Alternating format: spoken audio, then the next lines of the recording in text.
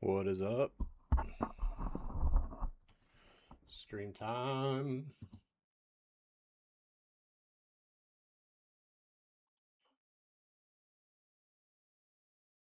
How's everybody doing tonight? I think we are live. Live on 2 channels. Let's go. Let's get into it. Still working on the content command center. We're gonna try to finish this out tonight. Be ready to make content again. All right, let's reboot the server. Crack my knuckles into the microphone like a true professional. Open project. Although I didn't really need to do that because we're just working on the graphics library. So we had 4 more that we needed to get dialed in. The speaker side right panel. Let's see if I had any of those in this test video plan. Speakerize. I don't think I do.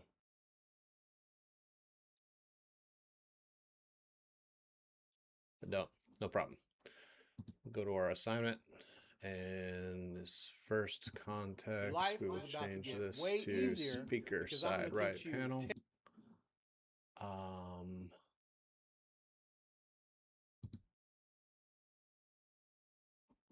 Place. All right. So first, let's see what this looks like. You live? All right, that's crap. Let's put it in text.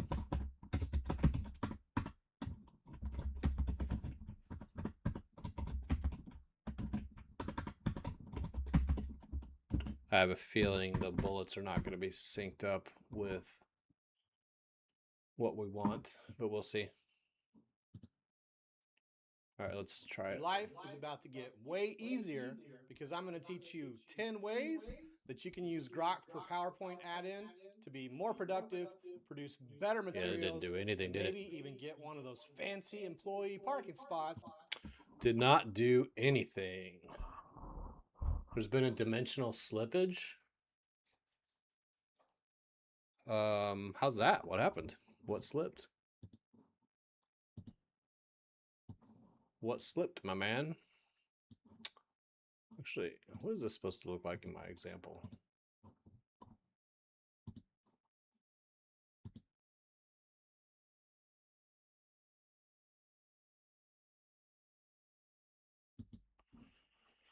Yeah, so we've got a little bit of mismatch on our UI for this one. That one. Tell Grok here.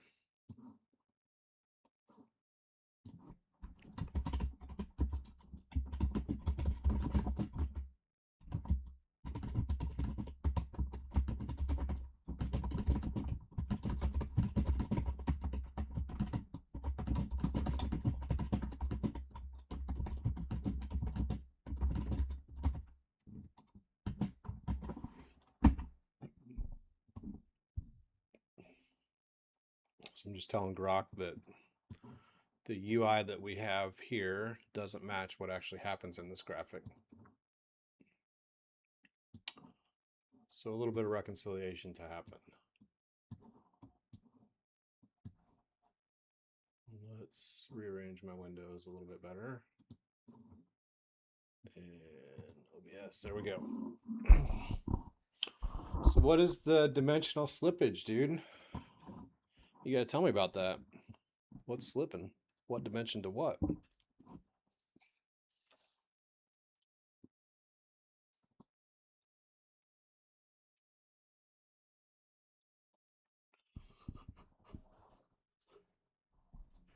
Is it time keeps on slipping into the future? Is that one?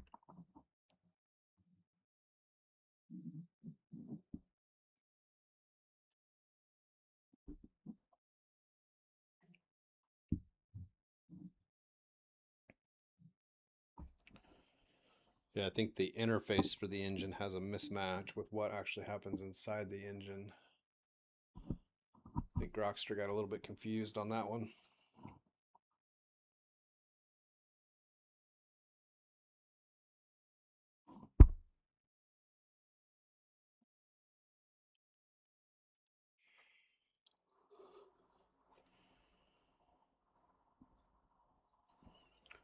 What are you guys up to tonight? Jump into chat. Interact. Tell me what you guys are working on. I've had a big day. I got a project launched for the Code Guild. Got our new searchable VIP archive brain launched, which is exciting. You guys would like to join the community, I'll pop this link right there in the chat for you. There you go. Okay, so what did it say it did? The engine only ever rendered the title, that's correct. Oh, it adds a bullet list. Okay. I don't know if I want that. We'll see. Let's see what it looks like. Restart the server. See what these bullets look like.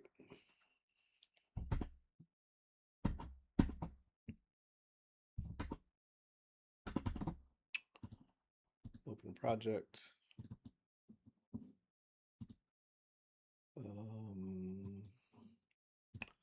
This one. Speaker side panel. All right, let's see how this looks. Your life is about to get way easier because I'm going to teach you 10 ways that you can use Grok for PowerPoint add-in to be more productive, produce better materials, and maybe even get one of those fancy employee parking spots like Lumberg. Changed the graphic quite a bit on us, didn't he? That's okay. I think I like it better. Your life is about to get way easier. This is offset though. See how this should be shifted over because that's technically supposed to look like a shadow.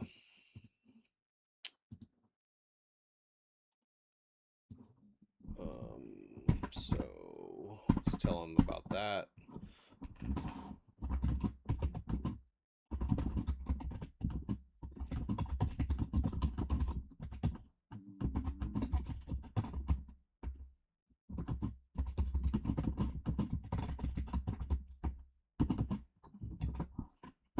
Let him deal with that.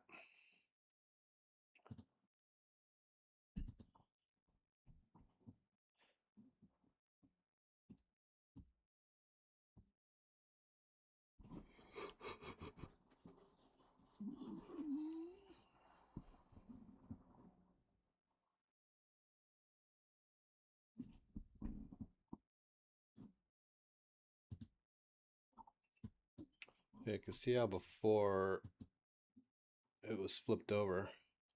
So Grok moved this box over to here, which is fine because the other one I have is on this side. So I think it'll be good to have one that's flipped over with me on the other side. But he did take a little bit more creative autonomy than I expected there.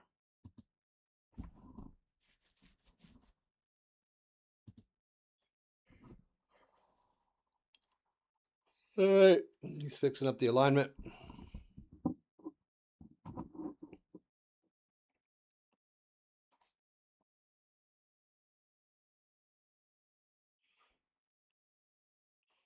I think he also figured out the side was on the wrong side.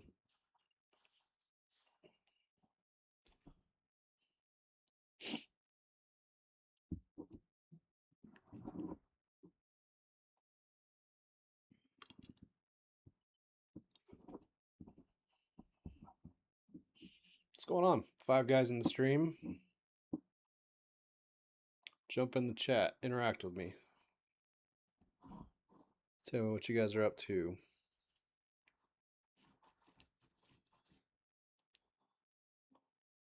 Tell me what you guys are working on.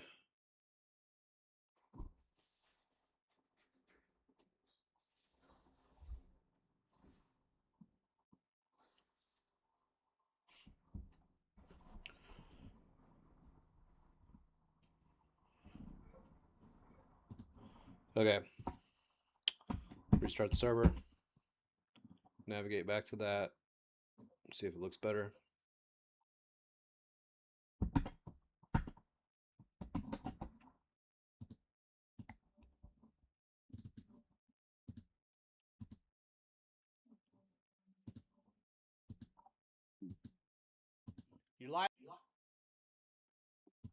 Your life is about to get way easier because I'm going to teach you 10 ways that you can use Grok for PowerPoint add-in to be more productive, produce better materials, and maybe even get one of those fancy employee parking spots like Yeah, lumber. I don't really like this because it's really just a repeat. It's literally just the exact same thing as this, but not as clean.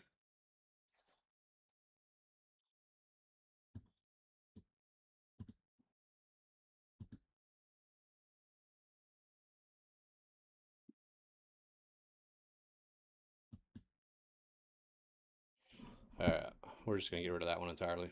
I don't like it.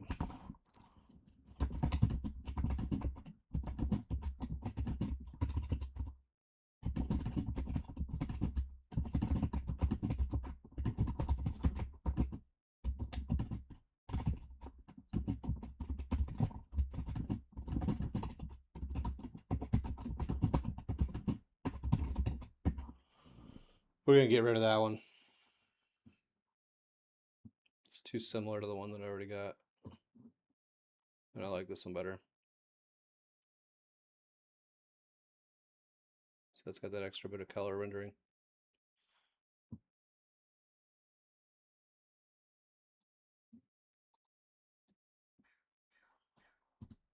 All right, so this one.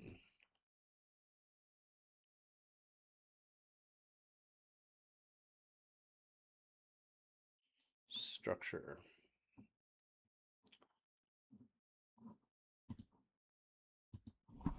Do I have that in here?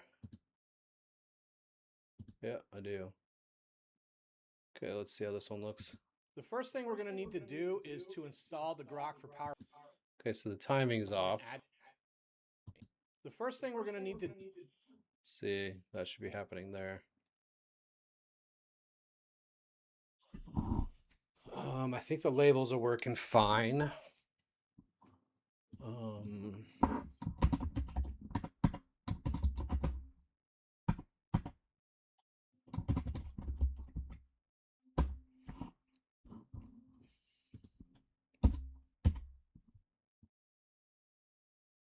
The first thing we're going to need to do is to install. Yeah. So the verdict.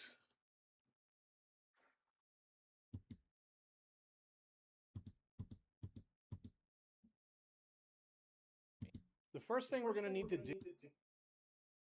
Oh, I see what's happening. Do is to install the Grok for PowerPoint add-in. The first thing we're going to need. I don't think that it actually. Grok for. The first thing we're going to. Yeah, see, it's happening way early.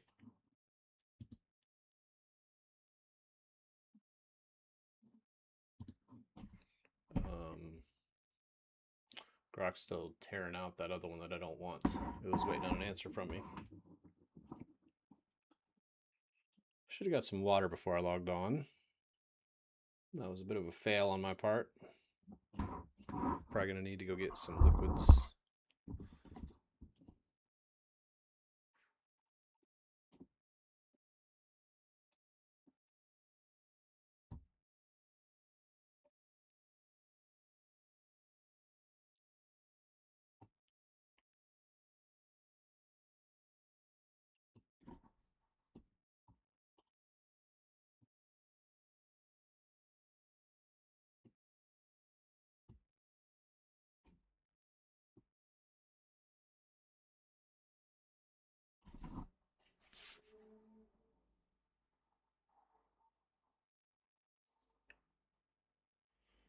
What's going on, you guys? You guys are all so quiet in the chat. Jump in, talk to me, ask questions, share opinions.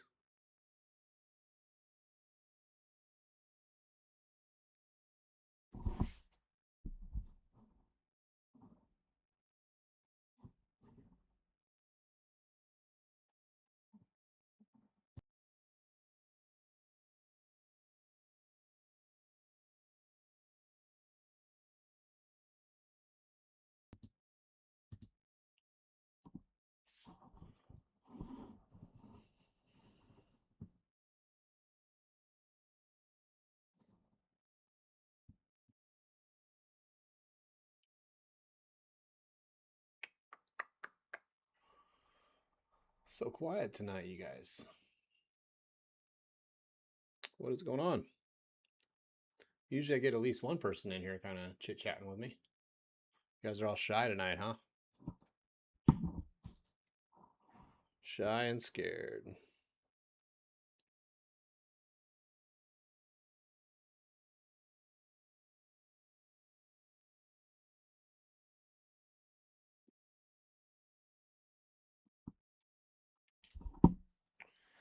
Shy viewers today. I only got the one comment, and it was a weird one. I don't even know what it was supposed to mean.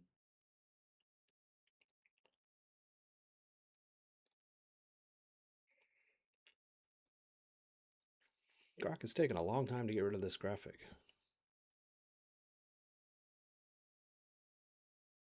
I always get nervous when Grok takes more than a minute or two to do a task.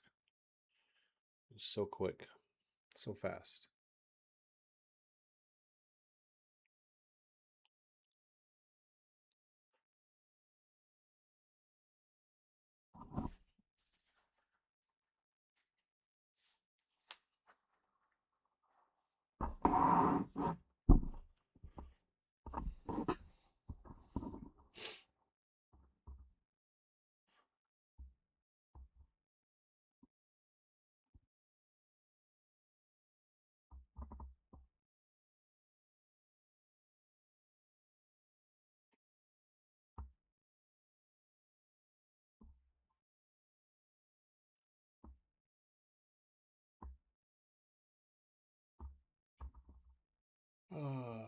Come on, you guys.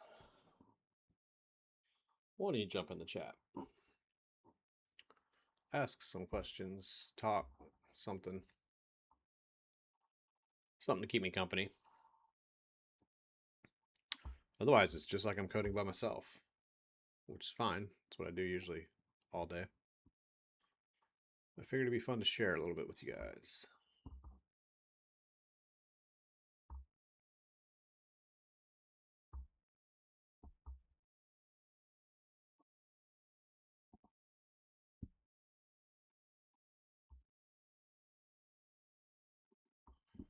Huh.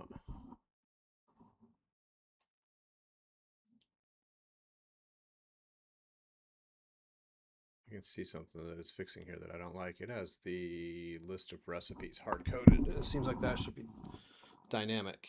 I'll have to ask about that.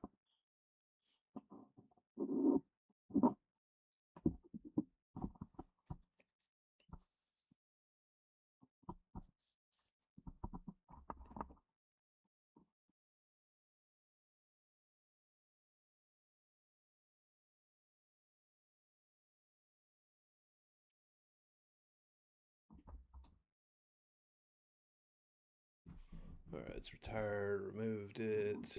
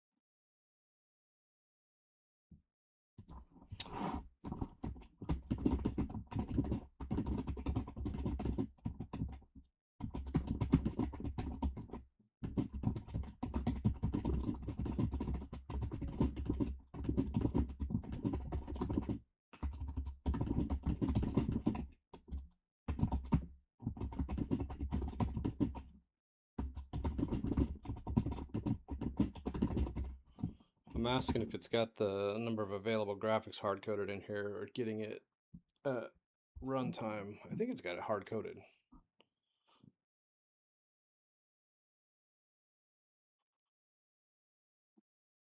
So you can see I have spent very little time looking at the actual code inside this application. Because it's for me, it's an internal application. It's not going to be on the web. So I just need it to work. I don't really care about if the code's optimized.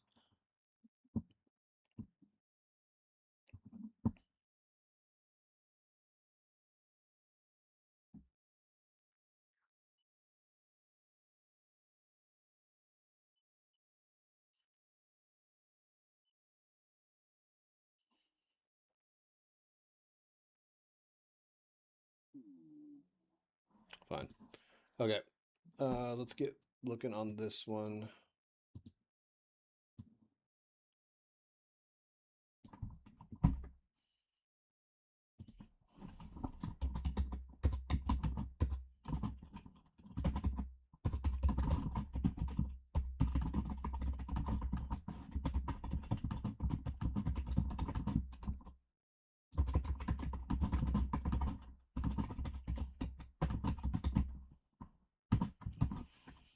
So I'm just telling Grok that the progress bar animation doesn't actually sync up with this verdict frame.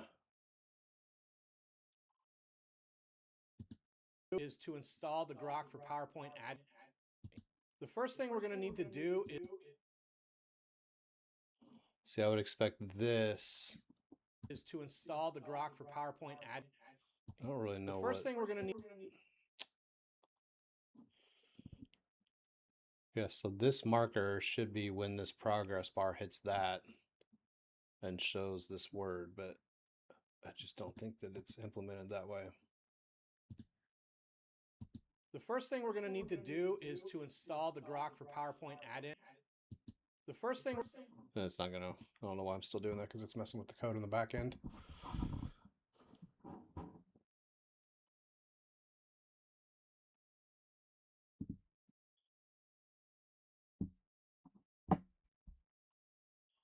So we'll let Grok get that one finished.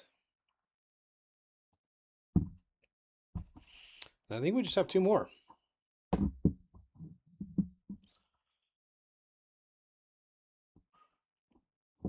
Then that's done. Then adding the final module to render a final video, making sure that works. And then this application is ready to go, ready to test on a live video. So got a script ready to go, ready to record. Just been waiting to make sure I have my tools ready. And I need to fix my my context. We are at over 50% here. You always want to make sure you're doing your /compact. It's has a big impact on how many tokens you burn as you guys are working with these tools.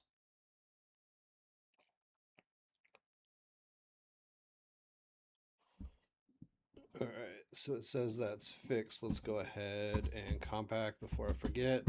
/compact. It'll probably drop down to like 20,000.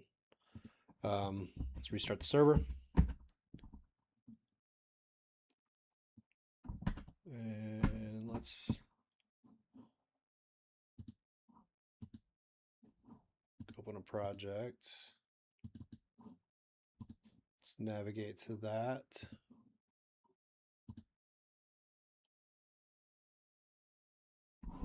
Wait, which one was that?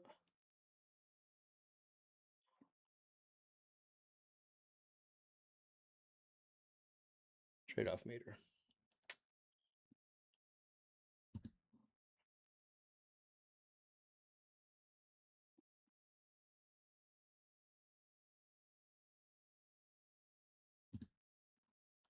Okay, let's see how it looks. The first thing we're going to need to do is to install the Grok for PowerPoint add.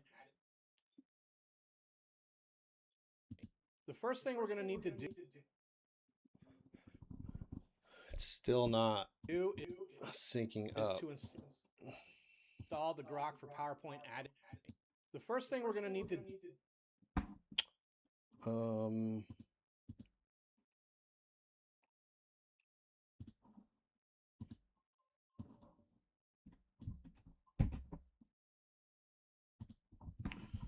The progress.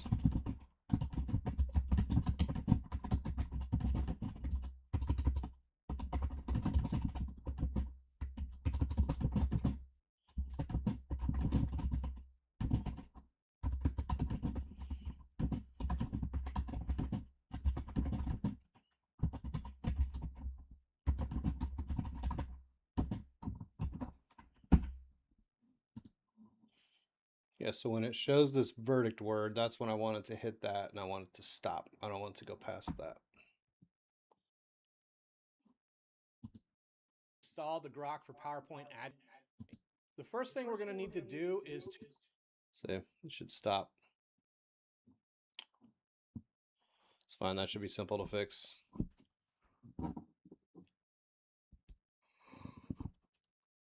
Oh, you guys are quiet tonight, man. What is going on? No one talking. Usually I get at least some people in the chat. You guys all sleepy?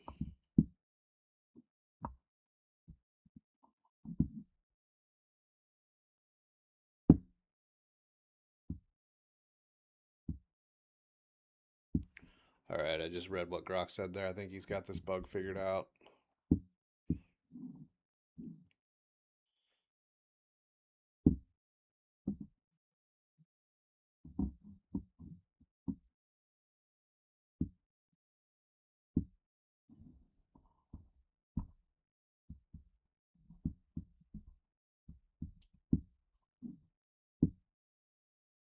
There we go. What's up, Darren? How you doing, man? Playing Ark video game?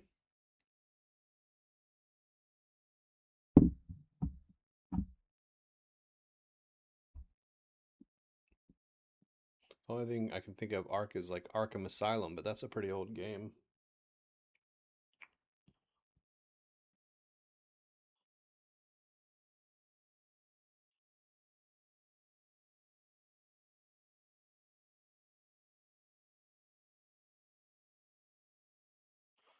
Man, I haven't seen you on any of our calls for a while, bro.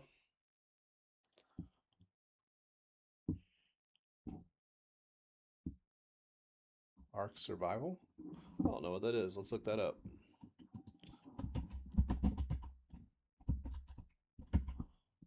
Is that this?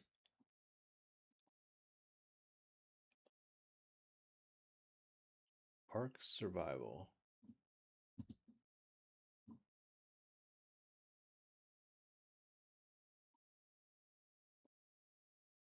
What is this game?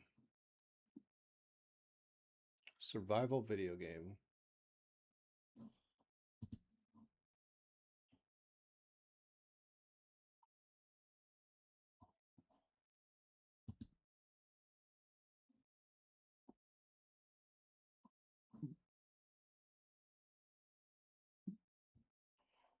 Form a tribe, tame, breed hundreds of unique dinosaurs.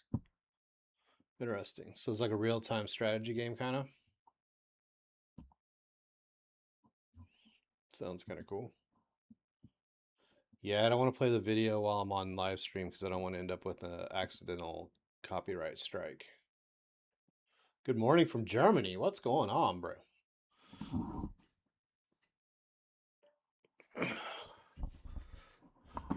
I know a tiny bit of German and only from Rammstein songs. It's the only you fight dinosaurs? Only German I know. Du hast. Rammstein.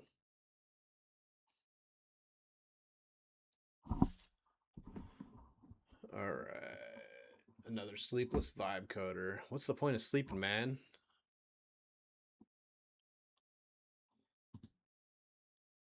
A lot of people know about Larry Fink as the founder of BlackRock. Not as many people know about Rob Capito, who was Fink's partner. Very good man. A lot of people hate on him, but he's a very good man.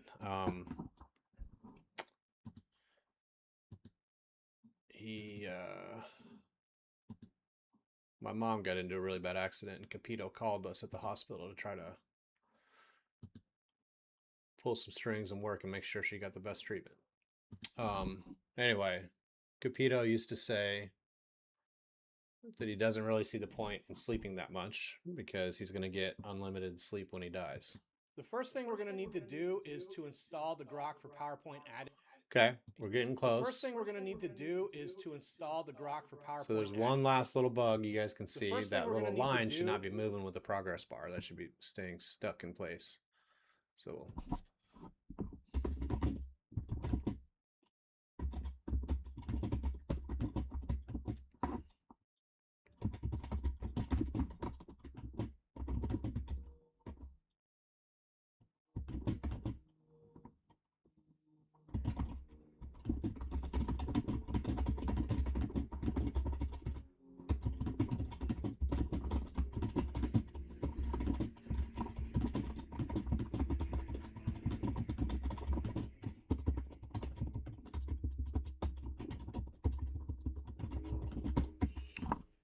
So yeah, another small little bug, and then I think we'll have this one locked. So I just basically want this to stay there. The progress bar moves towards it. Then when it hits it, it reveals this word. And that's a cool little graphic. And we got another one locked in. What are you vibe coding out there in Germany? And secondary question, do you code in English or do you code in German? And when you talk to the AI models, are you typing in German or are you typing in English? This is a part that I find fascinating. I absolutely find fascinating the differences in languages. Get your meeting notes taken. Nice. Yeah, you should jump into our school community. Tell us about your projects that you work on. I think Friday Night Vibes would probably be a good time for you because I think that would end up being Saturday morning for you. So when you code, are you coding in English or are you coding in German? Moral, when are you gonna get back into our group, man? We haven't seen you on our calls for a long time. Code in natural language. Okay. So you're coding by using like Claude Code or ChatGPT, and then it's actually writing the syntax for you.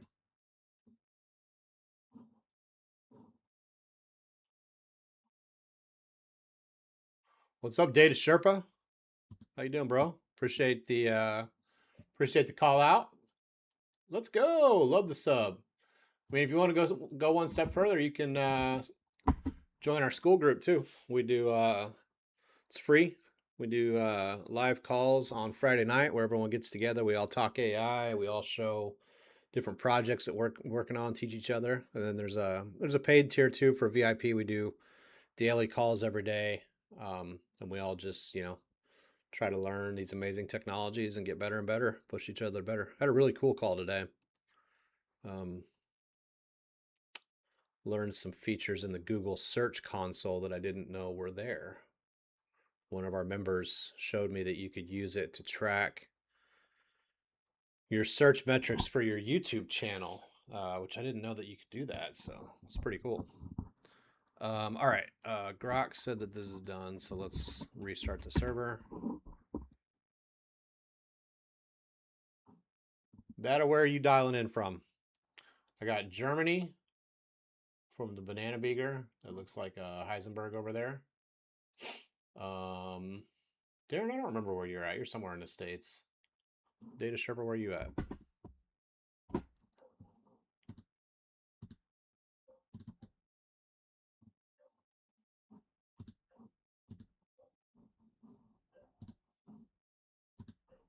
All right, let's see if this looks right. The first thing we're going to need to do is to install the Grok for PowerPoint add. I'm happy with that, you guys.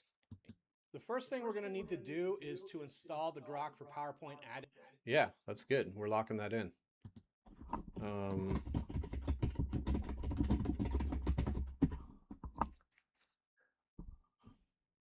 Most of your work in the early mornings. Oh, that's right. You're in Missouri. That's why I thought you and John might know each other. Because you guys were same state, similar background.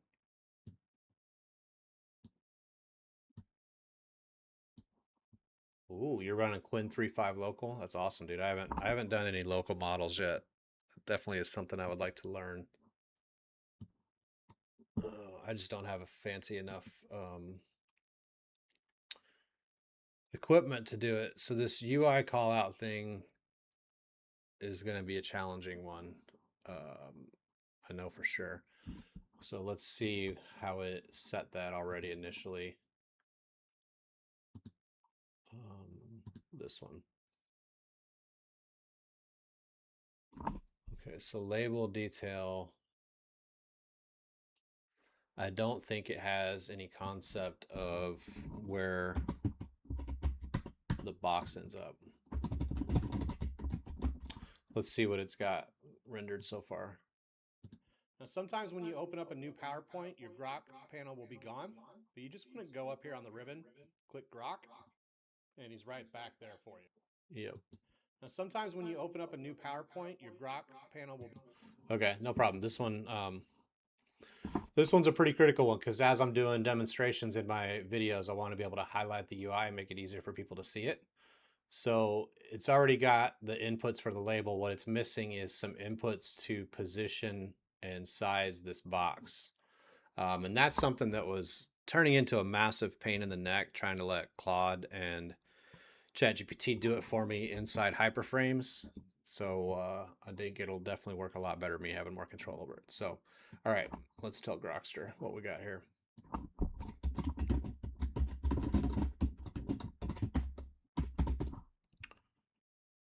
We're going to UI call out.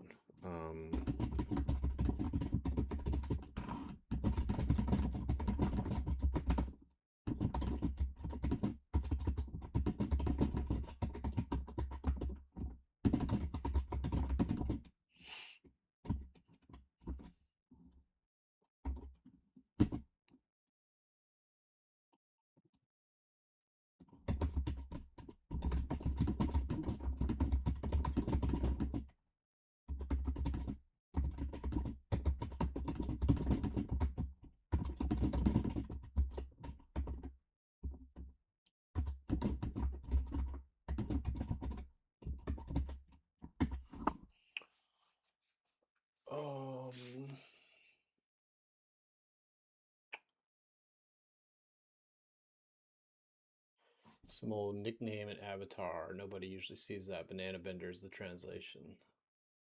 Let's go.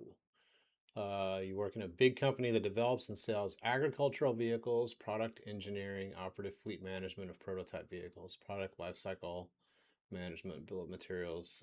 That sounds like German engineering at its finest. Americans are always in awe of German engineering. Missed the boat on getting a spare machine without selling a kidney. Yeah, I don't think it's going to be that bad anymore though, Moral, because China's already starting to flood the market with DRAM. So I think another 12 months, everything will be fixed on the local hardware situation.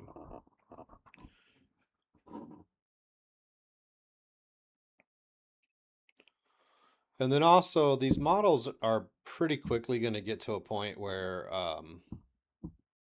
they're good enough, you know? Like the vast majority of us are not running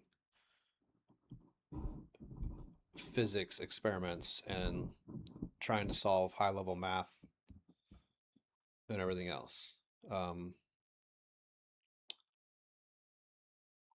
mean, we're already at the point, like if I could run Grok 4.5, if I had a local version of Grok 4.5, it already does 95% of what I need, you know?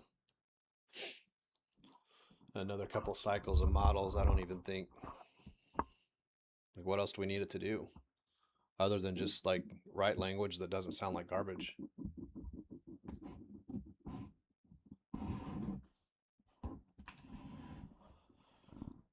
Yeah, I never had a computer with a graphics card, a gaming card, till I actually bought one last November during the Black Friday special deals because I needed something that could actually was actually strong enough to produce video because none of my computers were strong enough. They were all just optimized for running spreadsheets, and got one for about $2,000. But I just looked on Lenovo a couple days ago, and the same computer is like $3,000 now. It's crazy.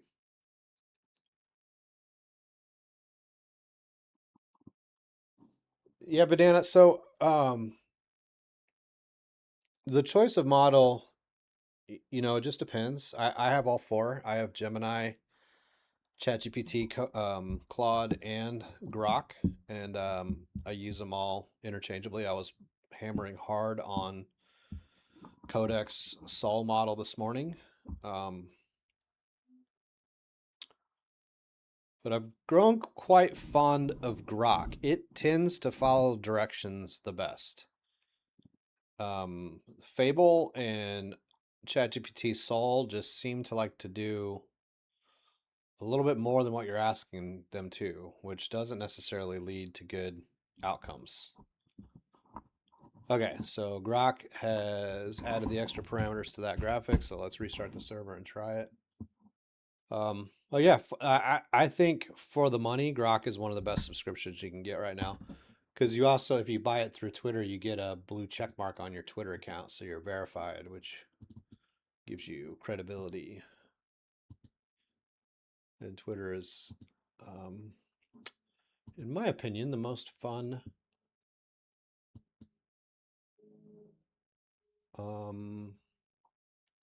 social media. You just want to click get it now.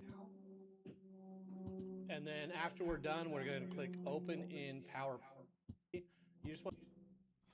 Okay, so this is our box.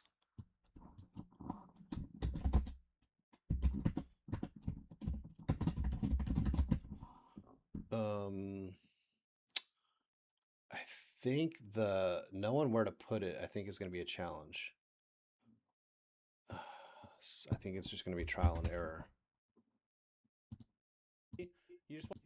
Yep, it's fine. You just want.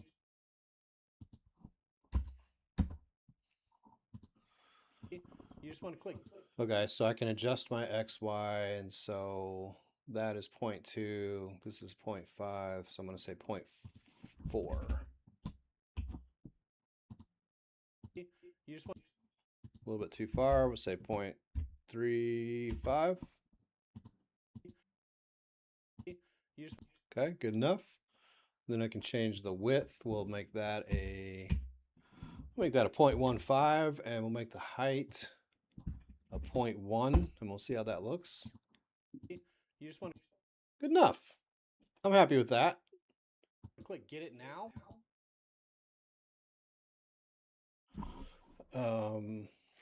And then after we're done, we're going to.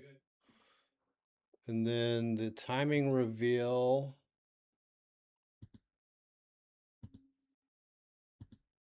is at the beginning. So I think that impacts the box. Yeah, it does. And then this one impacts the second label. And then I think the last thing we'll want to put the end. Yeah.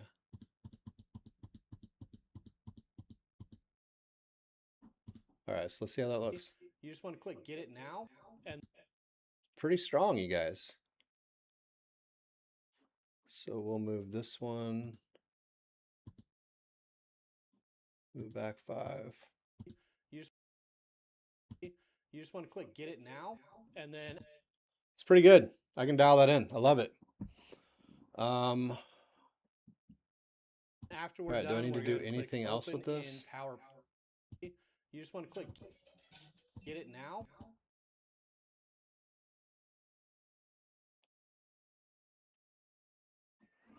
So staying on screen, those are just settings that I would actually have to change when I'm making a real video. You just want to click get it now. And then so it does what I want. I don't know that I need 2 words on there, but it's fine. I can just leave this. I think I can just leave it blank and then it doesn't matter. You just want to click get it now. And yeah, then perfect.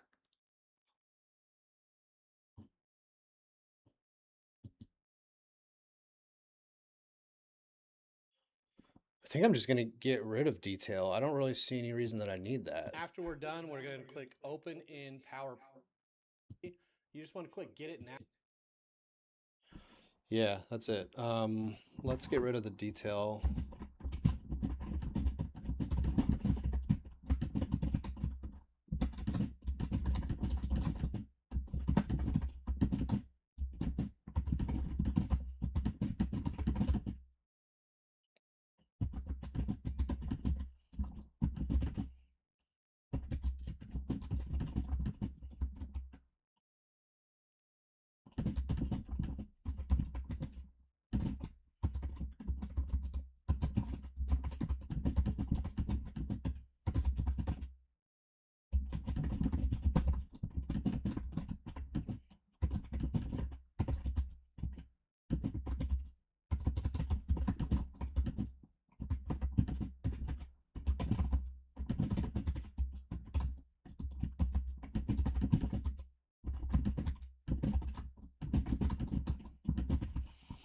Okay, so I said I want to get rid of the detail parameter. I don't think I need it. And then I'm asking it also to show some kind of grid over the top of the player to help me visualize the position. Grid broken into tenths vertically and horizontally with a toggle to turn it on and off. So basically just something that I can put over the top of this that'll help me see kind of what numbers I need to put in there. I can do the trial and error, but I think if I have like a little grid that I can turn on, I think it'll work fine. Why am I typing in coordinates versus drag and drop move with a mouse? That's a really good question. And I don't have an answer for that. That would definitely be a much better way to do it, wouldn't it? Yeah. I think that that might be a much better way to do it. I don't know if it's going to be, I don't know if it's going to be possible. So what these parameters all get fed into HyperFrames engines. And then what's happening when I click play, then after we're done, we're going to click open in Power.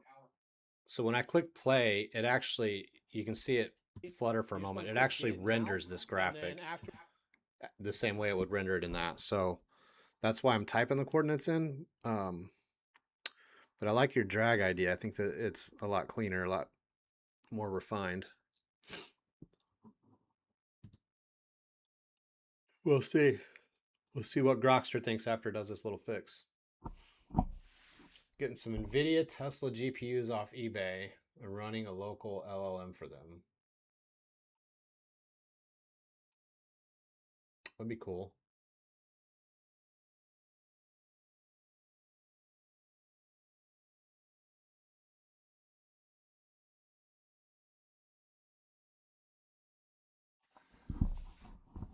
90% of all LLM work can be done with the 3090 with 48 gigabytes of RAM. So my prediction for this for months has been the computer as we know it will, for the most part, cease to exist in the next couple of years. What we will end up with is just a dedicated AI box that only runs our AI models and harnesses on it. At that point, we don't need Windows. We really don't need most of the programs that we have. Like, you don't really need Excel, PowerPoint, any of that other stuff. Because the LLMs can just create whatever you need. You know, like if you need a visualization of data, you don't actually need PowerPoint for that anymore. You can just tell the LLM to build what you want. PowerPoint was just a way for us to be able to build it. It made a bunch of buttons for us to be able to build what we needed, but we don't need that anymore. We can just describe what we want, and then the LLM will build it. So,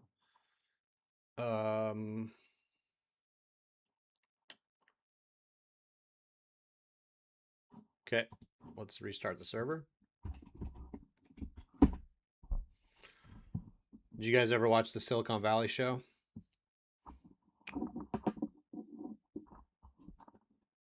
Remember there was the plot, was it season 3, season 4, something like that, where Gavin Belsom was releasing his box.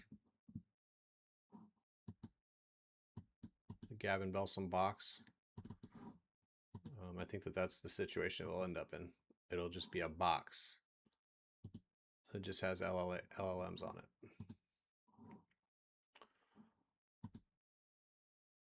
Because I look at my computer, man, and almost everything that's on there now, I don't actually need.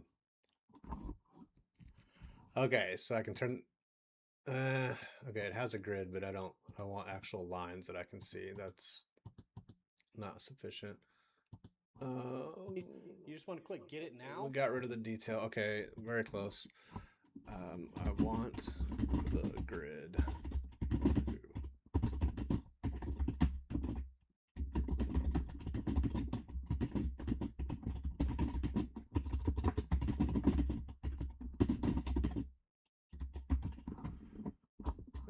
I think I'm going to use teal lines instead of pink. I want the grid to show actual teal lines to make it easier for me to see. I'm old. Do I even know or understand what I'm doing? I don't know, do I?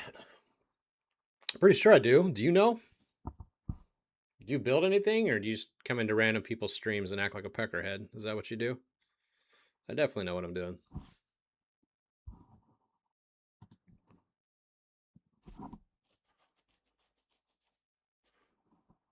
Yeah, AI is the new UI.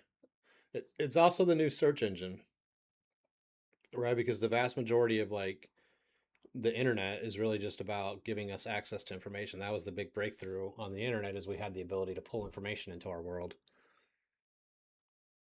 Um, and now the LLM brings that forward. That's why it's so powerful for like learning and research.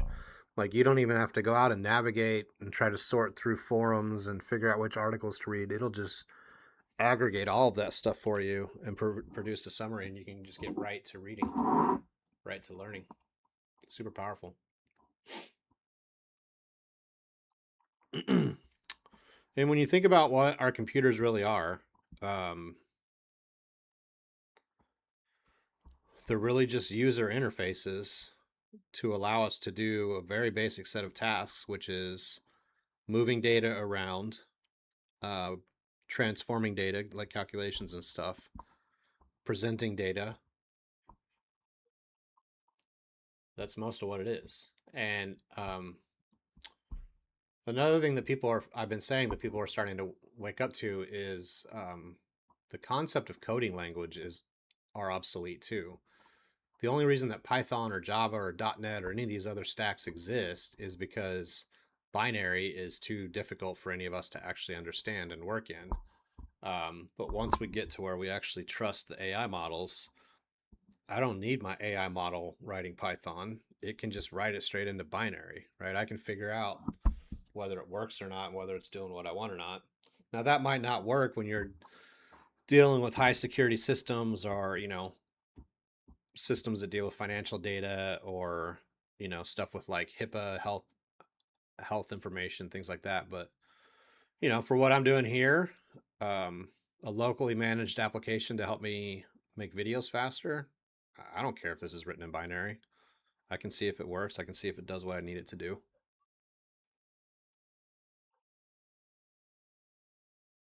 Dude, privacy's gone, bro. There is no more privacy.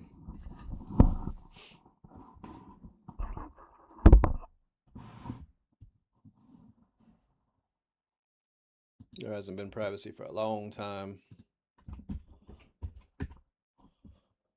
All of our searches are categorized and saved and indexed. We all have a file.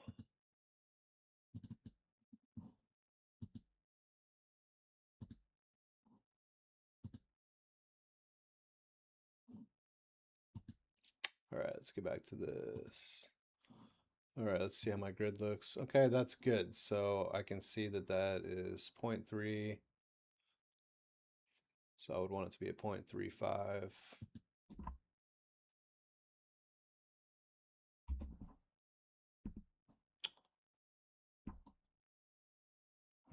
No, it is 0.35.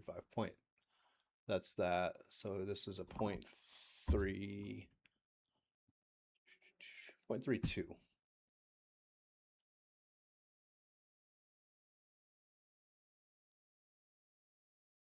With 0.2. Height. 0.1 is fine. Turn our grid off. You just want to click get Yeah, it now. that looks good. And then after we're done, we're going to click open. I could even drop it down a little bit more if I want. You just want to Need 0.07. Decimal places matter, people. You just want to click get it now. And then after I'm going to put 2 decimals in there. What kind of... I should not have taken that. you just want to click get it now. There we go. I like that.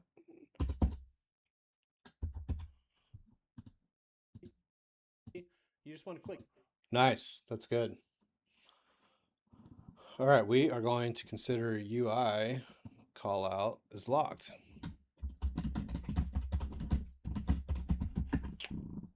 I worked with a weird teenager on an IT desk having issues with the program you're building. He asked if he could look at it. You went on a smoke break, and Dude, don't leave me hanging there. I want to hear the end of this.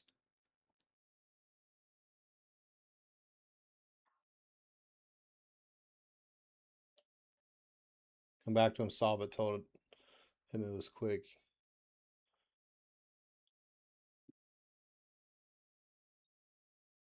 Huh?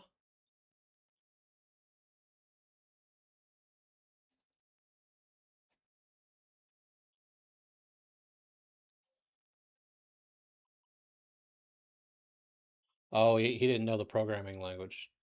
He spoke binary natively. That's that's impressive. I'm guessing that he was on the spectrum.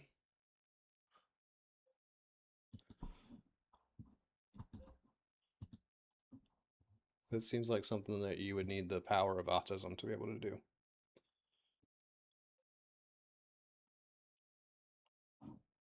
All right, so this is the last graphic that I got. This is the prompt thing, and I don't know how I'm gonna. Oh shoot! Learned with a hex editor. Yeah, we need to think what comes after programming languages. I mean, honestly, dude, I think it's the AI just writing directly into binary. Somebody cracked one of the console PlayStation, PS2, one of them. It cracked one of those by giving the binaries to ChatGPT or Claude, and the AI model was able to just look directly at the binaries and figure out how to crack them.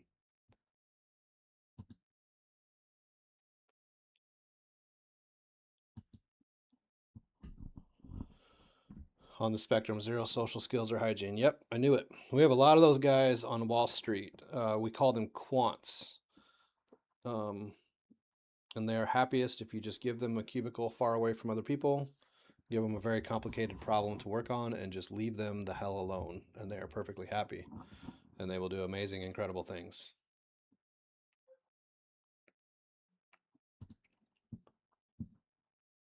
They do like having some socializing. They like when people show them a little bit of attention, but they're always awkward too. You have to kind of meet them where they're at. They're used to people being mean to them because they're different. But once you treat them like a normal person, they open up. Quants. My son used to go to a gifted school, and there were several kids at that school that I could look at and be like, oh, yep, you are going to be a quant when you grow up.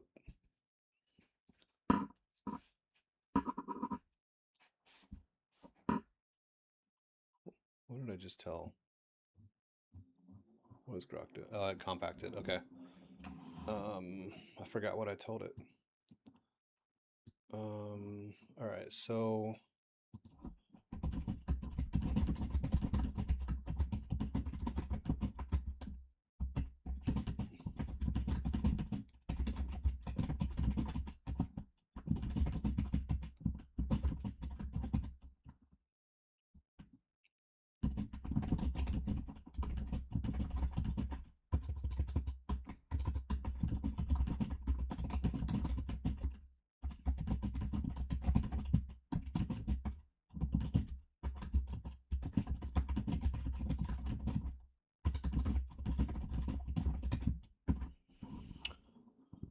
all right.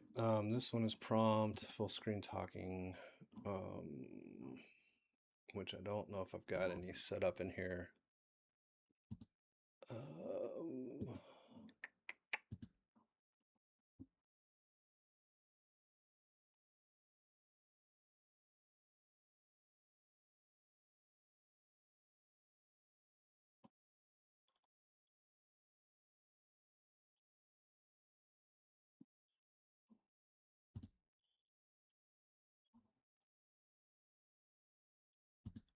Your life is about to get way easier because I'm going to teach you 10 ways. We're going to turn Before this we one do that, into my name is a Shane McGrath. prompt.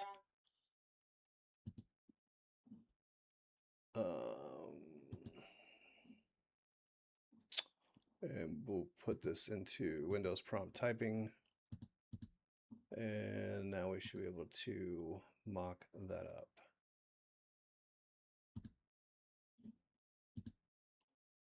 place.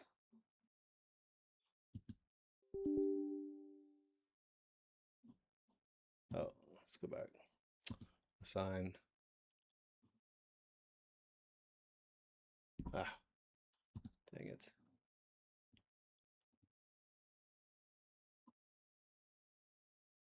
Let's make this one a prompt. Your life is about to get way easier because I'm going to teach you 10 ways that you can use Grok for PowerPoint. Shut up.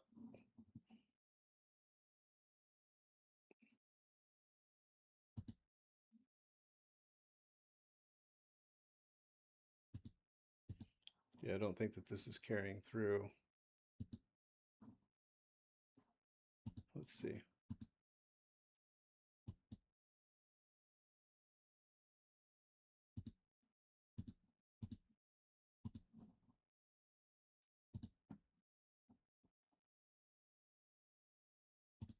Your life It is is. about to Okay. get way So easier now I just need to hit because I'm going to place. teach There we you go. 10.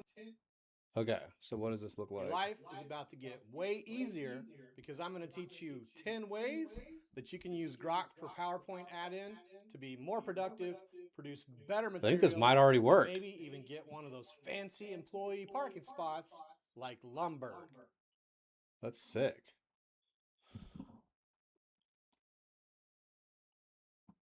He like to be locked in a room and a Twinkie thrown into the door every once in a while. That's hilarious. HR's like, what are you doing? They're like, no, but he likes it. That's what he wants.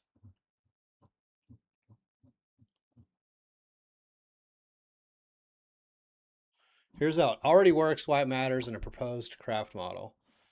Most engines land discrete units on reveal frames. That's correct. Windows prompt typing is continuous.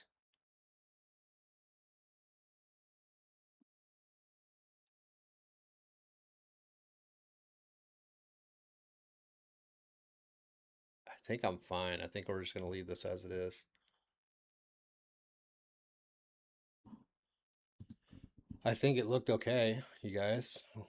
Your life is about to get way easier because I'm going to teach you 10 ways that you can use Grok for PowerPoint add-in to be more productive, produce better materials, and maybe even get one of those fancy employee parking spots like Lumberg. I'm happy with that.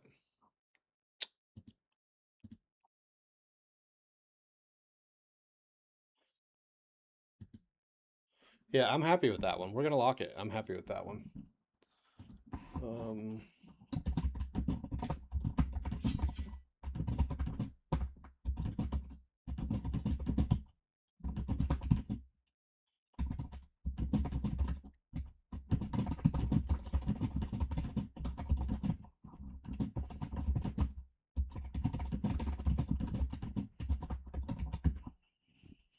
So that should be all of them done. So then the next phase is going to be building in the part to render the final video, which that should be pretty quick because we've already got FFmpeg in here. So that should be pretty simple. So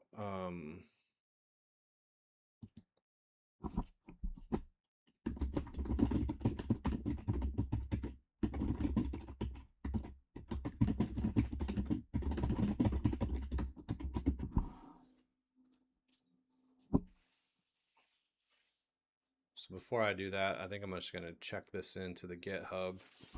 This stuff's all in a public repo that is available if you guys want to take this project. I've been working on this for about 6 weeks, I think. One of my earliest YouTube videos was talking about the first phase of this, which is a transcript editor, because I don't want to pay for descript. And then it's just grown and grown and grown, and it's got to a final content package where I think I can do everything end to end without touching CapCut now.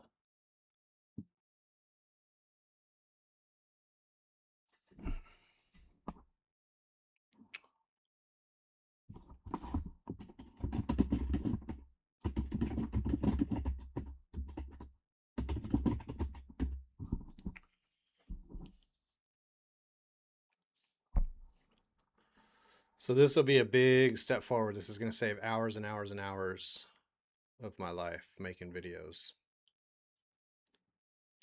All right, let's do a check-in real quick.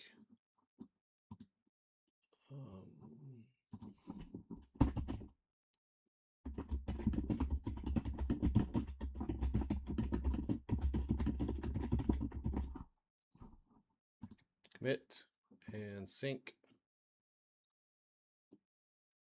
And there we go.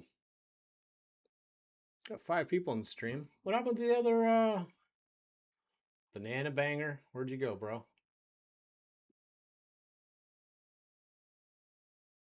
Data Sherp, that guy left. Moral's keeping it down with me though. Moral's keeping company. Okay. I'm gonna ask. So one of the things I like to do with the models is I like to ask them where they think we are, just to see if they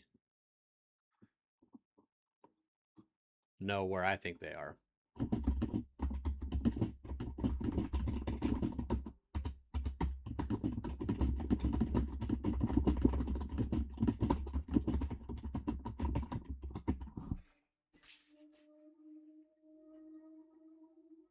The expected workflow for making a video. I can show you that, sir.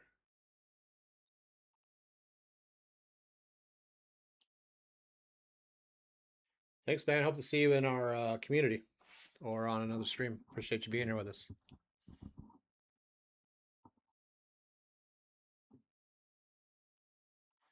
Let me see what Grok thinks we're doing first, and then I'll show you what my full workflow is, Moral. Just a second. Okay.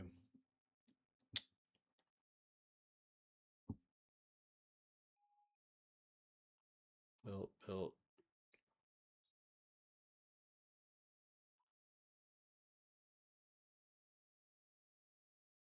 Yep.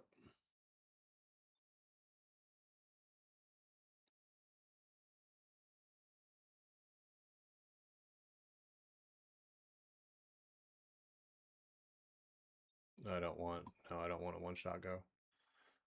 First real end-to-end production episode, that's correct. And then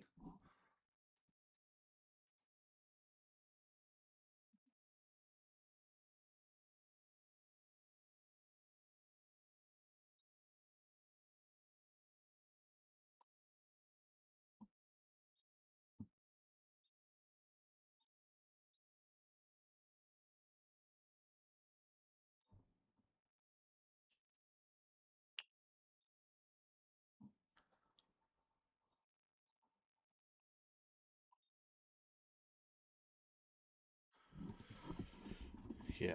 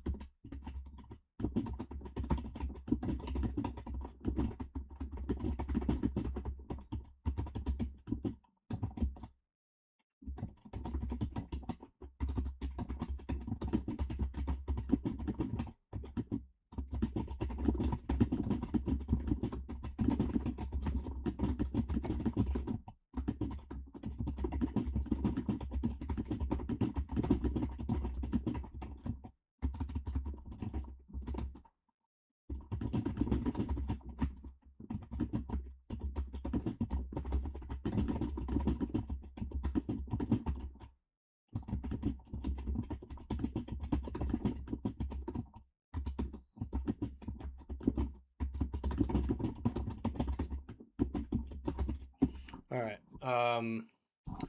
So my workflow now, Moral, I'll show you what we do. So I record a video, and then I start off in the transcript editor, and I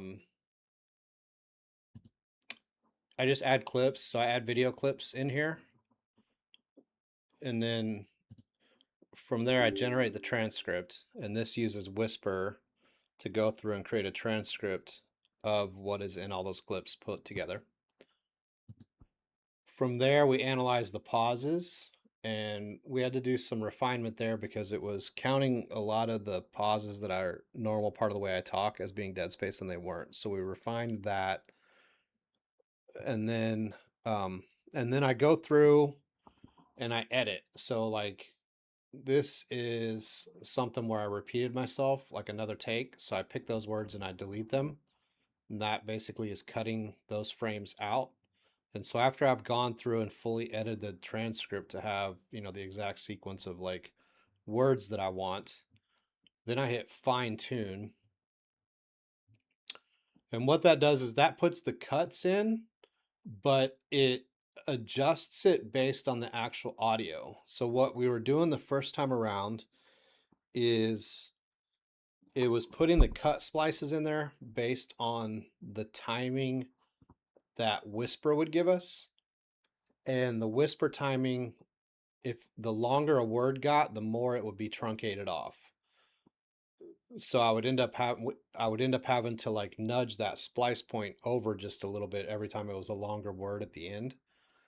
And so what we did with this fine tuning is it actually looks at the audio wave to detect the exact frame where the end of the actual audio happens. And that's where it puts the splice in. And so that's really cleaned it up a lot. I would say out of like, you know, the 60 splices that I had in this video, maybe 20 of them I had to adjust. So this process of importing a clip and getting it down to, you know, to just the part that has the audio that I want is about 15 minutes now. And that's something that before with CapCut, doing it manually, you know, was 2.5 hours. So already that's a massive savings. And then we've got this render cut preview. So this actually makes,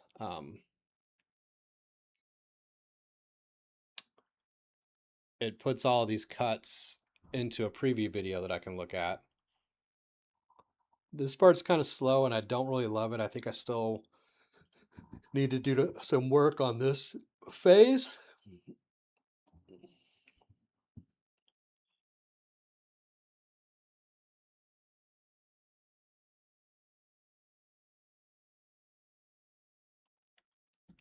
It takes a few minutes to actually, so it's using an FFmpeg and it's stitching together all my cuts.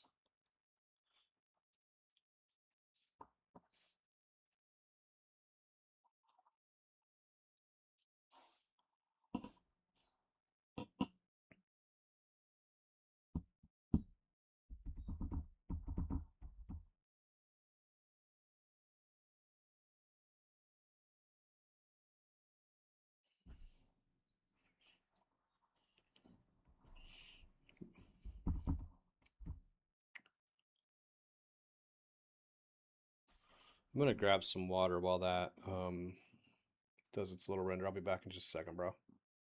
Oh, there it is. I still want to get some water. So this is my preview window where I can see what like lumber. the full video. I can Make go sure through you and read stick the whole around thing until the very end, because the last example is one that you can do in Grok, but you cannot do this with Claude. So down here I can see all my cut points. I can zoom in on this timeline, and then if one of them sounds kind of wonky, and it's actually pretty I important. can pick Before we it do that, my name and I is can Shane still McGrath. I have adjust it 30 a years of little bit more experience here. building enterprise So I can software for adjust the huge frames a little bit financial more. And then I have the ability to add a manual cut. So if there's a section that I just don't want anymore, I can just add a cut and take that out. But this is still a little bit flaky and I still need to perfect it a little bit more. But it is there, it just needs a little bit more work. So it was something I wanted to come back to after I get this graphics thing dialed in. So this gets us our, you know, it has all of the audio that I want ready to go. Then from there, we can export it. That's all done. Then it was about doing graphics. And so I've got these other two modules that I don't use as much because it does do the audio normalization when it exports it. I just got that set automatically. Previously, I had that as like a separate phase where I would import the video, audio normalize it, then have another export. So now it just does that as part of the export. And then we've got this visual production thing. I worked a bunch with Codex on it. It ended up not really doing what I was wanting, making a lot of things. So then I tried to completely rebuild it, and we came up with this creator video, and it sucks. So then we went into this new setup that I've got, which is our graphics library. so as I add graphics treatments, we build an engine, and that's just kind of in the library. And then each engine has certain beats that it can be used for, and then certain screen layouts that it can be used for. And so I work together with Grok to get this engine there, so that is there, and then I can, I can look at like a preview, I can render a preview, etc. Using that library, that's when we do our visual overlay. So the first step of that is something I built called Master Beater. And Master Beater is really the only AI module that's part of this. It goes through the transcript and it tries to identify where the beats are in the transcript. So where's the hooks, where's my punchlines, where am I doing examples, where am I adding context, etc. And then that gives me a first cut, and then I still Make have sure the you stick ability around until the to very move end, things because around. the So like last if I want to move example this is one down, that you can do in Grok, I can move but that you out of that cannot do beat, this with Claude. or I can say, hey, that actually should be inside this prompt beat.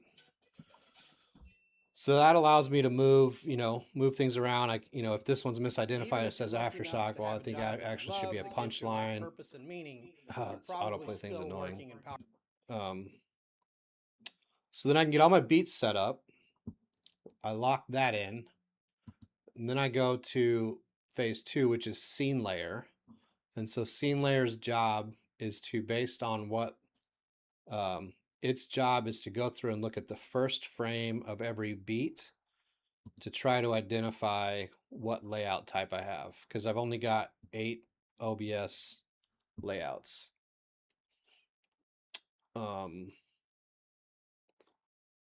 And then I go through and so this is what it's come up with. It says it's full screen talking, and I just go through and approve each of them quickly. So it's talking bottom right, that's correct. Talking bottom right, this is talking bottom left. So then I just go through quickly and make sure that it's identified the right layout for every beat, because that determines which graphics can be used, like based on where they show up on the screen. So after we got that, then we do assign. And so assign just looks at what beat type it is and what layout, and based on that, what kind of graphic is possible to use for that. And ideally I'll get to where I have a full library with 10 different types of graphics for every combination. And then it basically just picks one at random until it fills it up. So there's like a randomization bucket there. So after we've got the graphics assigned, then that's what we get into what you saw, which is just making sure that each of the graphic types has a UI that allows me to adjust 30 years of experience what is actually in that graphic, the exact frames that the different elements hit, and just dial it in. And then once that's done, then the next thing which Grok needs to work on is adding an export to export the final cut. And then we've got a full finished video. So pretty cool. And then the goal for my overall process is every time I make a video, I want to add a new type of graphics to the library, so that over time I just get more and more and more. My videos get better and better, and then that allows me to have kind of a consistent look and feel and consistent branding, inside the content that I make, and just get better every time. So that's the goal.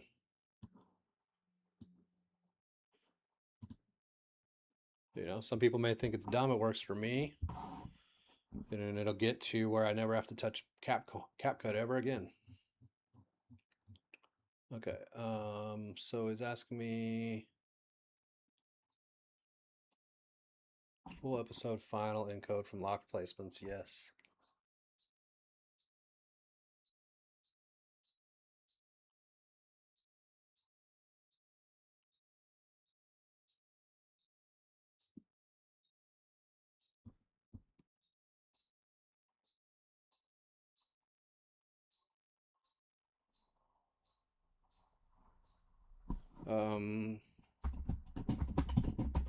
So Grok's going to work on that last phase that allows me to export the final video.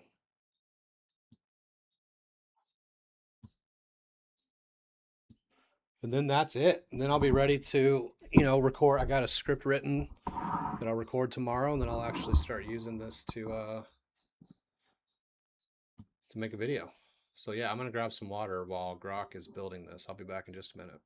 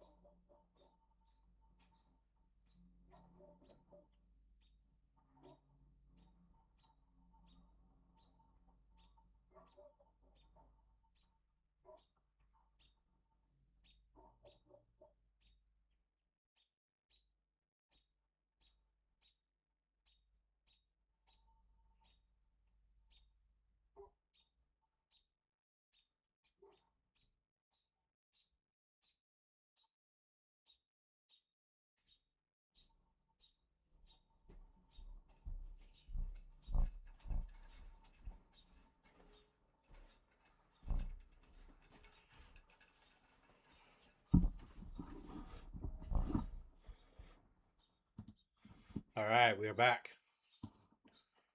Grok is still chugging along, making my final render engine here.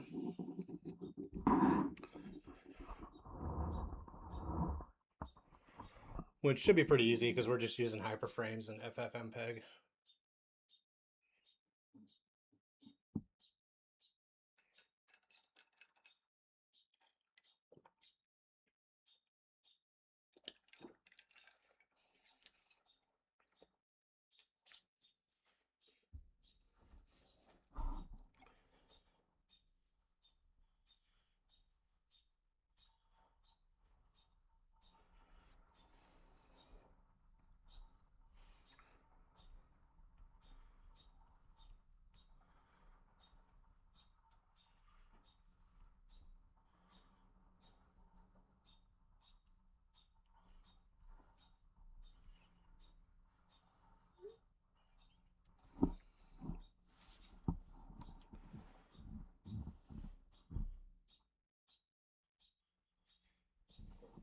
Ugh.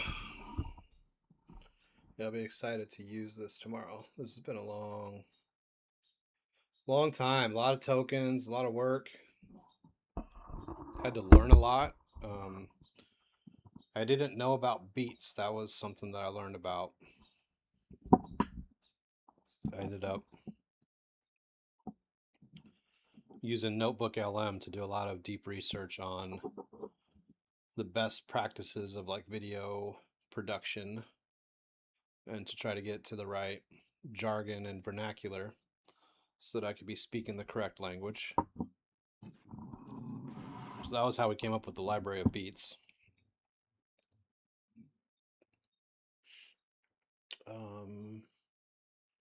Every beat is locked.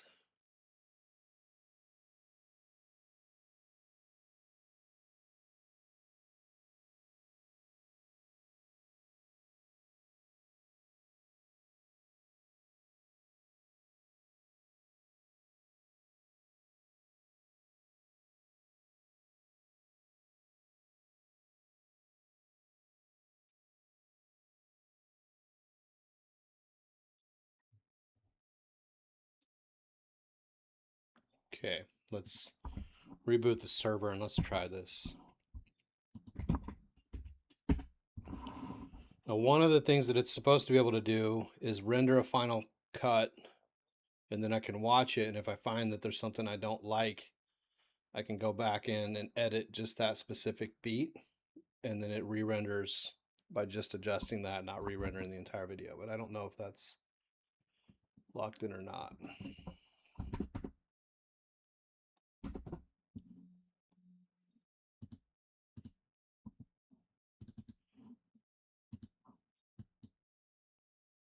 The actual rendering of the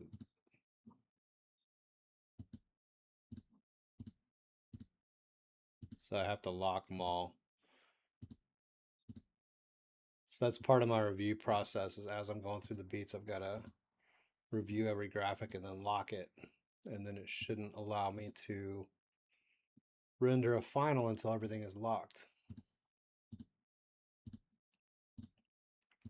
So we're just going to lock everything as being fine, just so we can prove that the rendering engine works. Let's go. Did you hear that? Somebody just bought 12 records from me on eBay.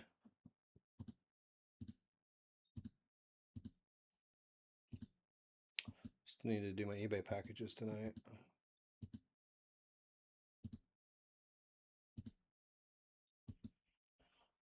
But I wanted to get this wrapped up.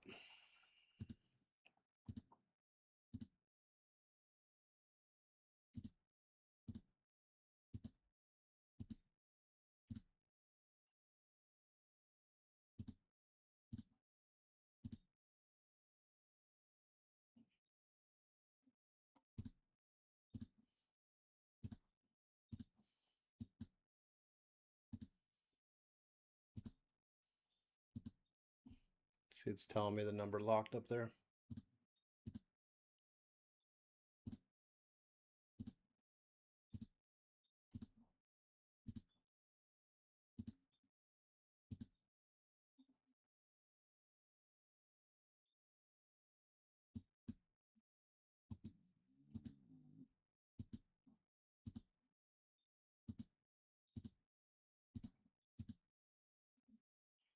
All right, then we click final.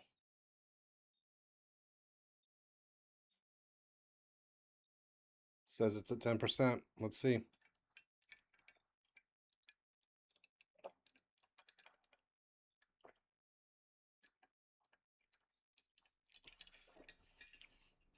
We shall see.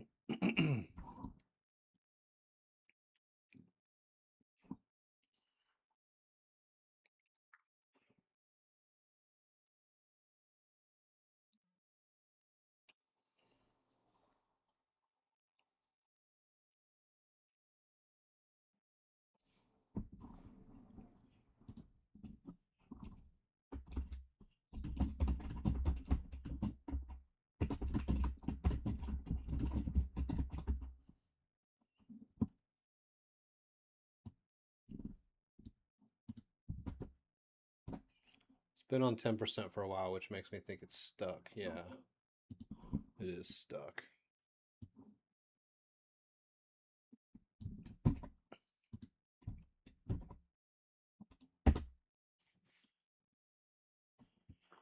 It broke.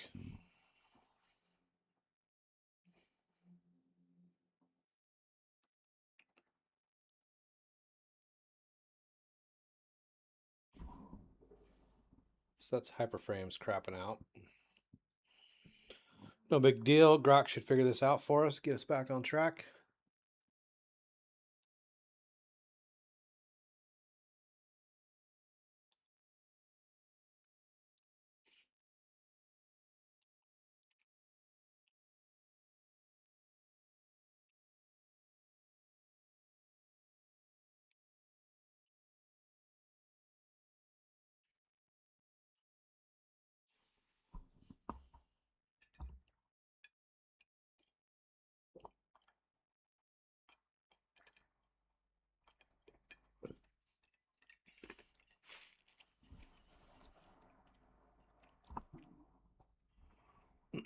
Chained GSAP tweens overlap.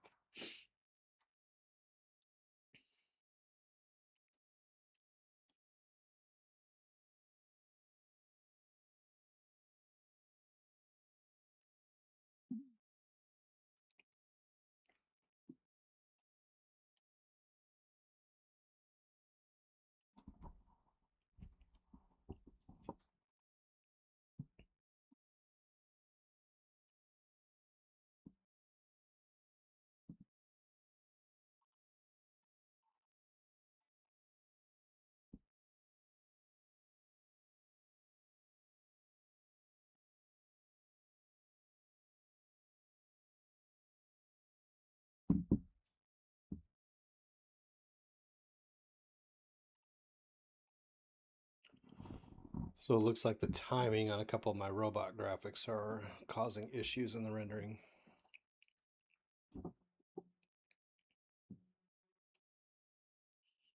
That's okay. We're getting closer and closer. We've almost got this dialed.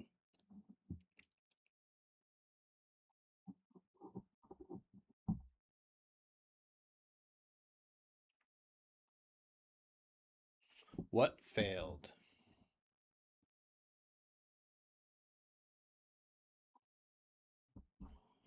Restart the API.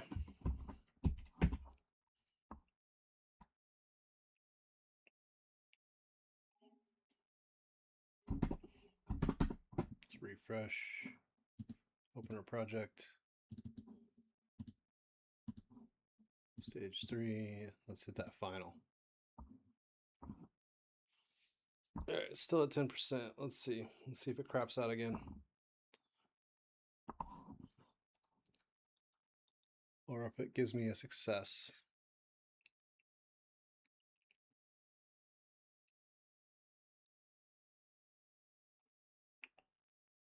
What's up, Ada? How you doing, buddy? Projects and Codex and burn through credits. Yeah, dude, Codex is insane how quickly it burns through.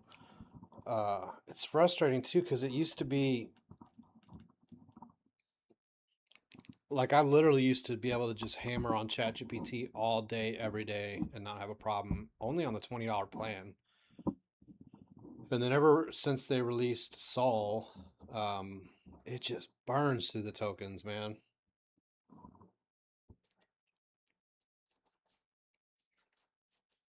I'm doing good. I'm at the final stage of my video thing. Oh, we got to 45%. Got all my graphics locked in. I think you were here for part of that when I was getting all my graphic engines working. So we got all those locked in. Now we're just doing the final little bit to have it export a final video. And then I am ready to test this application in production tomorrow.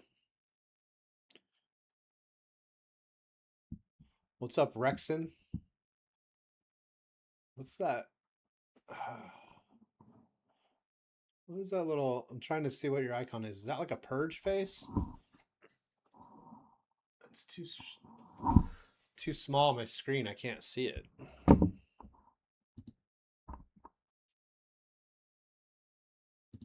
How do I look you up? I am building an application for editing videos.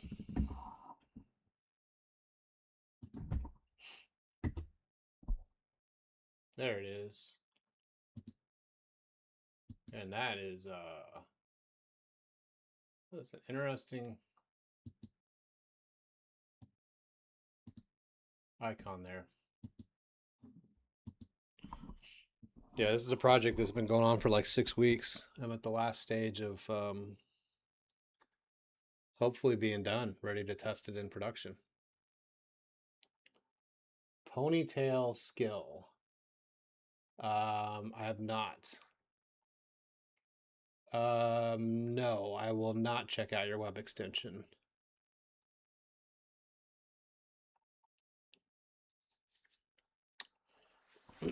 You are a stranger, and web extensions are a really great way to get yourself hacked, give your computer herpes, all other kinds of things.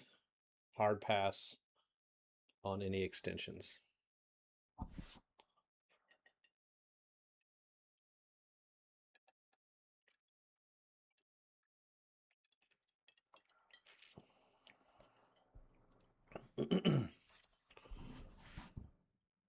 Those web extension stores are a pretty significant attack surface that most people don't really understand how dangerous those are.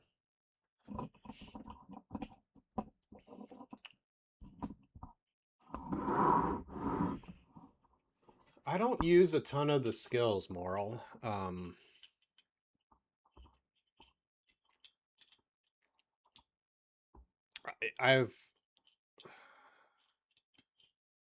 Honestly, overall, I've found skills to be fairly disappointing.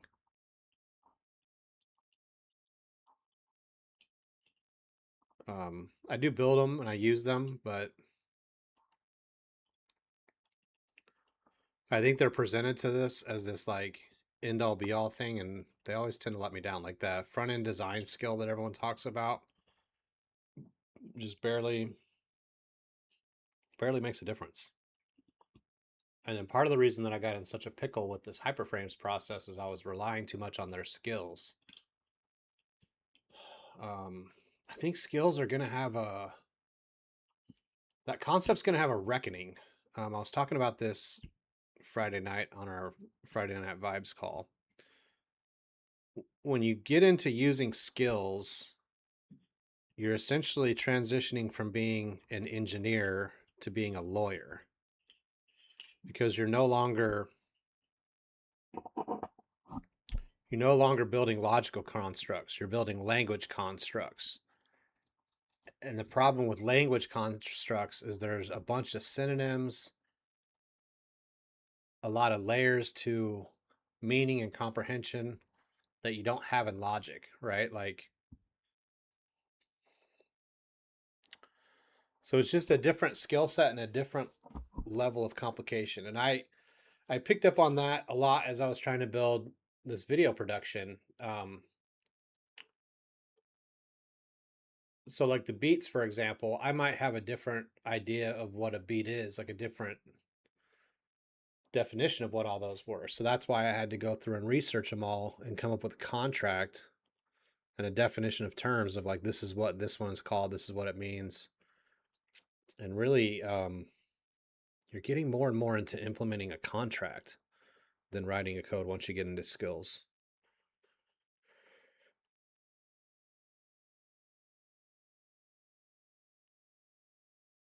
I do want to look up the ponytail skill though. Let's check it out. Our video got to 56%, so that's a good sign. Ponytail skill.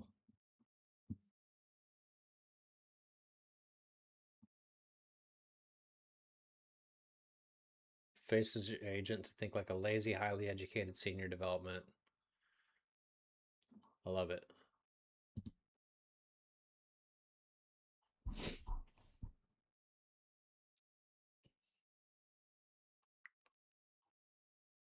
Haha, neck beard.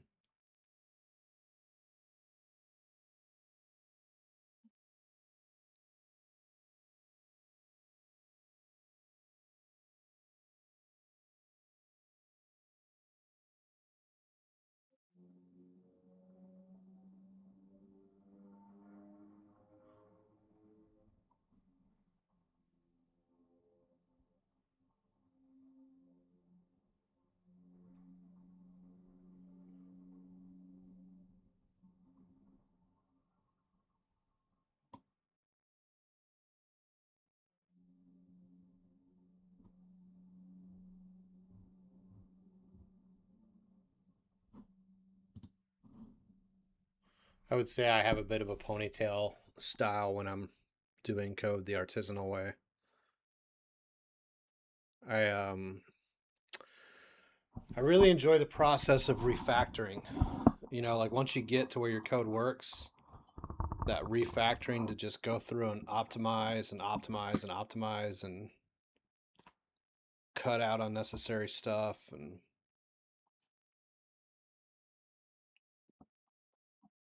find where things that can be parameterized. And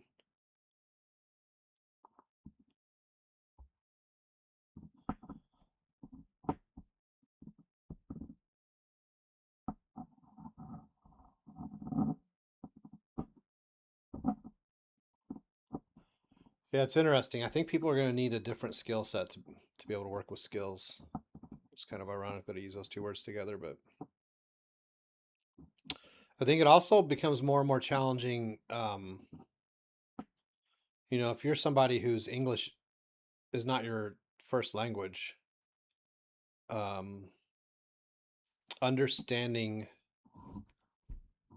the difference between synonyms and that like layered meaning, I think will be a challenge.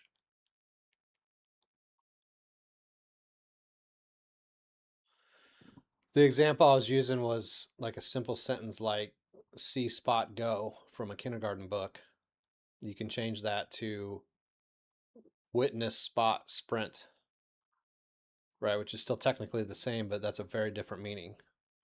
Or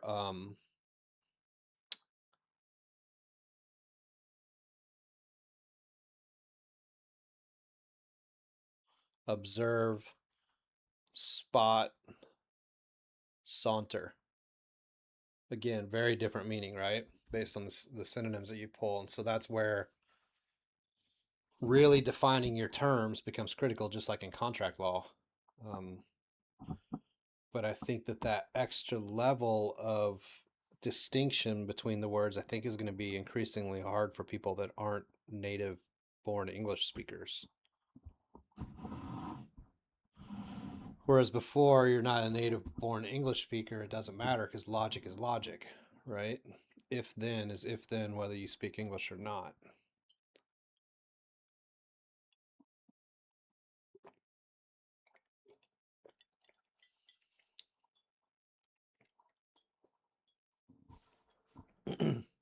That's right. Isn't that part of your trifecta is the definition of terms? It's been a few weeks since I got to look at that. Because you never come back and teach us.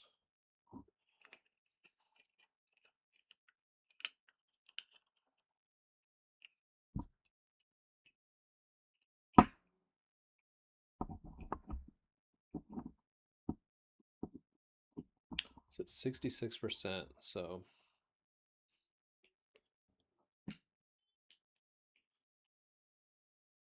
Yeah, recursive learning method. I remember you showing that to us and finding it super interesting. Tell you what, dude, one of the problems that I have now with all of the AI is just the amount of information that is getting flooded into my brain. It's very hard for any of it to stick. Derek Prescott. Are you a Cowboys fan? Or is that just an unfortunate name?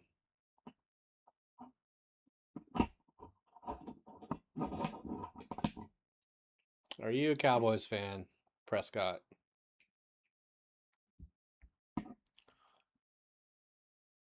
Okay. I was about to roast you hard. I was about to roast you super hard. Especially Dak Prescott.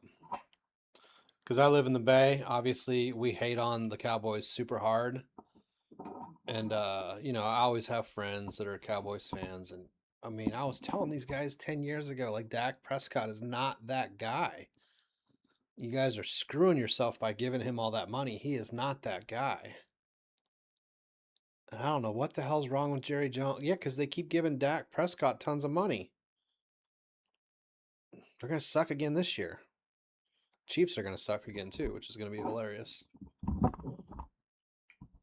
But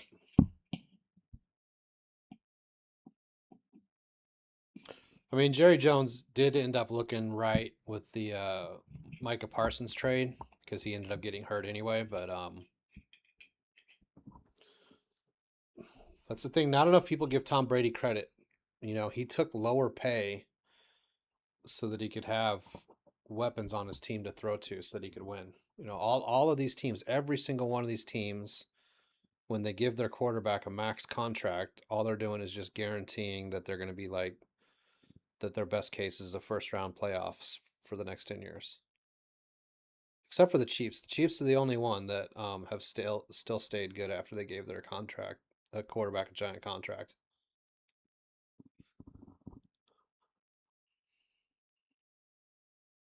%70 on the render. So that part's fine. I was taking when I was using Codex and ChatGPT to do all the HyperFrames for me, it was taking like an hour to render one of these videos. So you're done with the Cowboys, huh? Who's your new team then?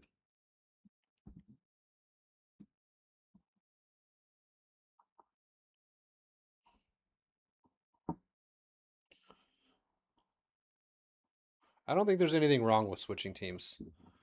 I think this like idea that you have to root for the same team your entire life, regardless of what they do, is it's kind of like being trapped into an abusive relationship where you're just expected to stay there even though the guy beats the crap out of you and treats you like garbage. But that's my man. Like, no, he's a piece of crap. Get rid of him, go find a decent person. Same thing with these sports teams. Like if God, if you were born being a Cleveland Browns fan, like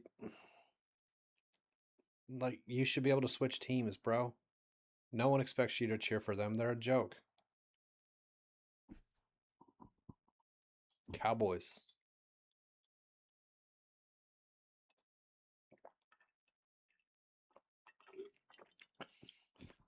I'll tell you who's going to suck this year. The freaking Arizona Cardinals, dude. They are going to be trash. Hot, hot garbage. They're always garbage, but I think this year is going to be especially hot garbage.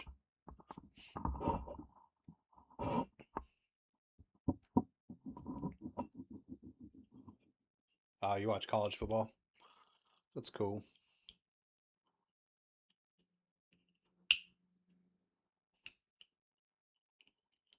$74% on this render. Yeah, man. I've been building this thing for about 6 weeks. We are at the last stage, testing the last thing, and then I get to use it in production tomorrow. This is my content command center. So I started off building this transcript editor because I didn't want to pay for descript. And so I've added all kinds of features to this to make this where I can clip down and edit a video by editing the transcript. And then it makes like a cut.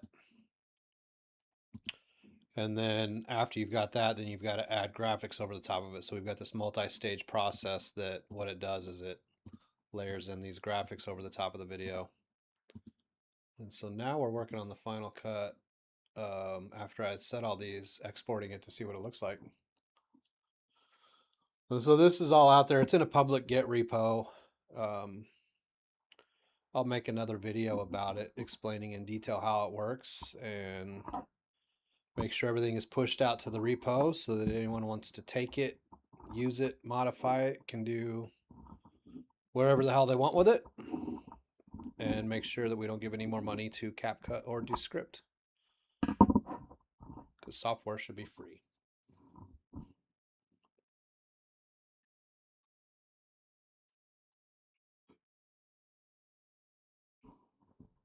Oh, wish this render would be done. I want to see it, man. I'm like anticipating.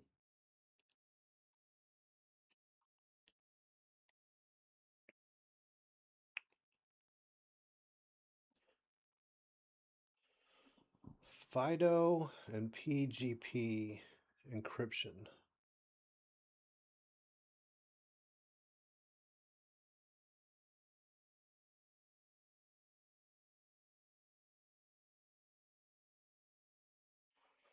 I know nothing about encryption. Wish I did. More what GPL or MIT? What does that mean? Oh, the license? I think it's MIT license.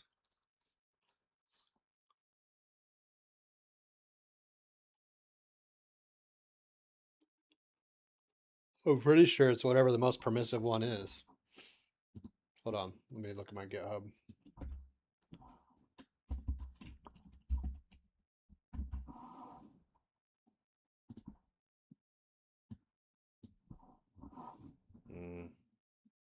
Hold on.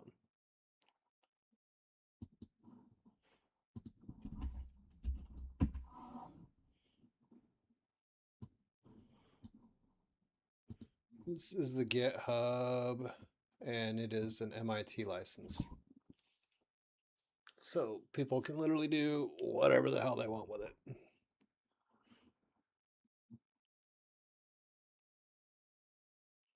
Whatever the heck they want with it. Got 10 stars. Let's go. It's pretty solid. We got a few public repos out there. Pretty much anything that I put in my videos, I try to put out there for free and let people do what they want with it.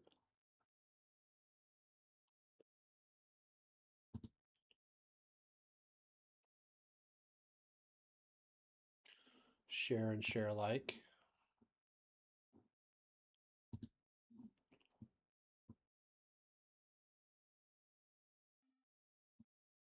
Oh yeah, MIT. I think that's what it is. They have to mention me as a source. I really don't care, man.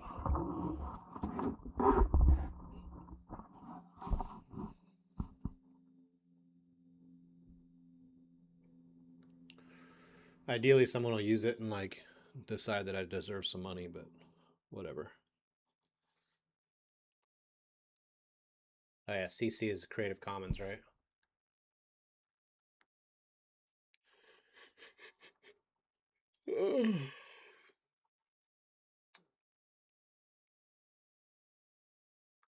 So why are you working on encryption? Prescott, what are you trying to do with that?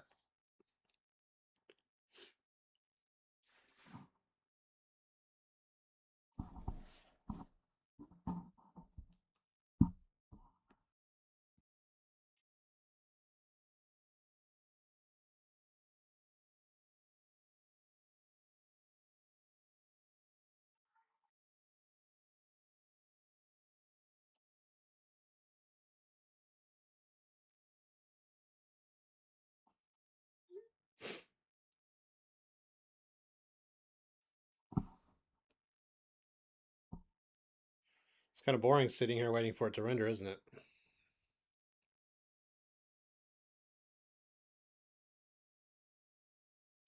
So this is the part of my video production process where I go get a snack, go get coffee, go do something else, then come back when it's done. Now I feel like there's all this pressure while you guys are watching me.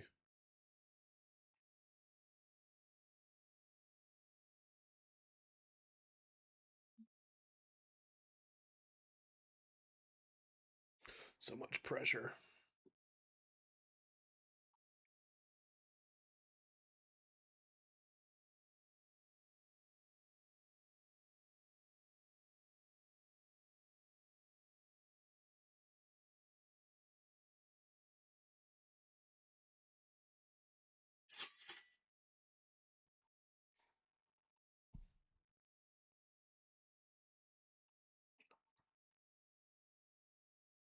Is it my GPU? What? I don't know.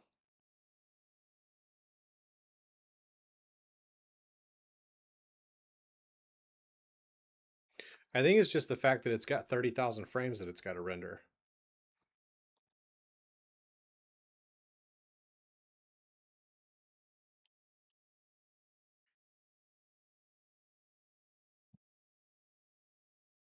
Because it's rendering the video, but then it's also like drawing hyperframes over the top of it.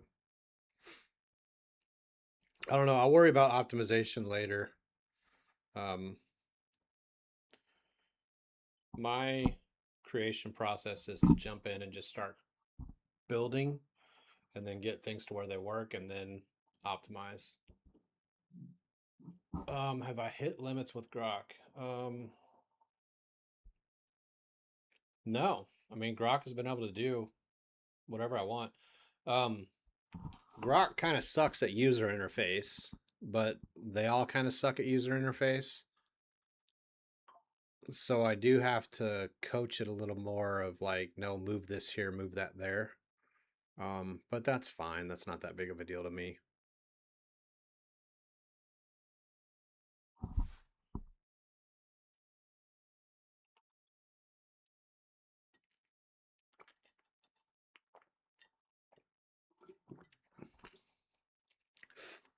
Honestly, the reason Grok is working on this right now is because I tried doing all of this with ChatGPT, Sol, and I tried doing all this with Fable. I even let Opus 5 look at it, and it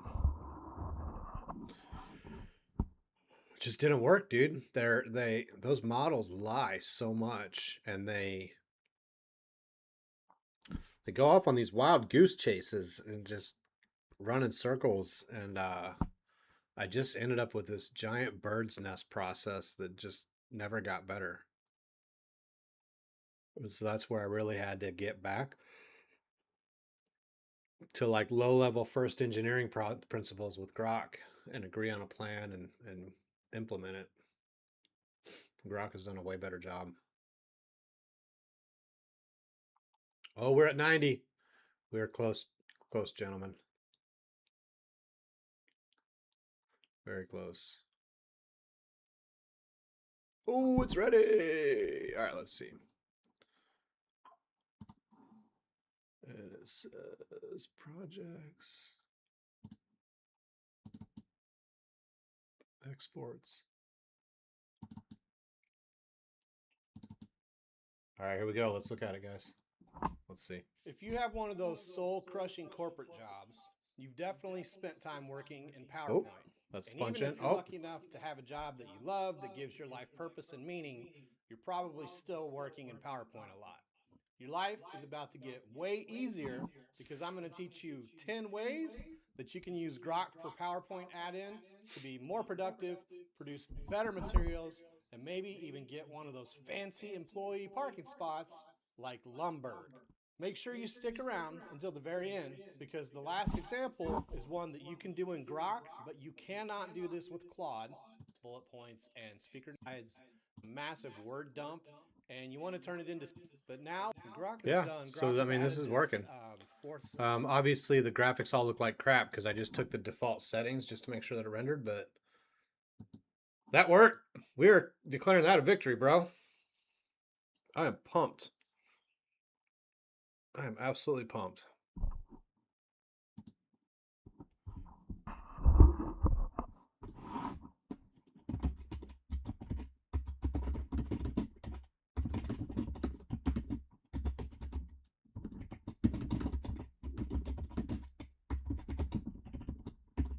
I said, all right, we got a final video. Nice job, bro. I like to see. He said, hell yes. That's why I like Grok. Claude would be too much of a pussy to talk like that. Hell yes, that's the real milestone. It's end to end now. I mean, this has been a big challenge, dude. This is awesome. Okay, so what was I just gonna ask? Crap. Oh yeah. Let's compact. So I will show you guys the consequence of letting Claude or letting ChatGPT get too involved in your projects. So these are video projects that I've worked on. So this is that Grok for PowerPoint video. And so this is the folder structure that ChatGPT set up for all of this. And you can see there's just endless dead end folders.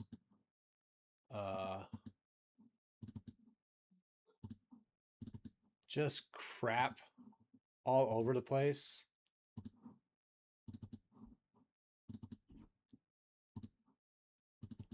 You know, and I don't like working this way.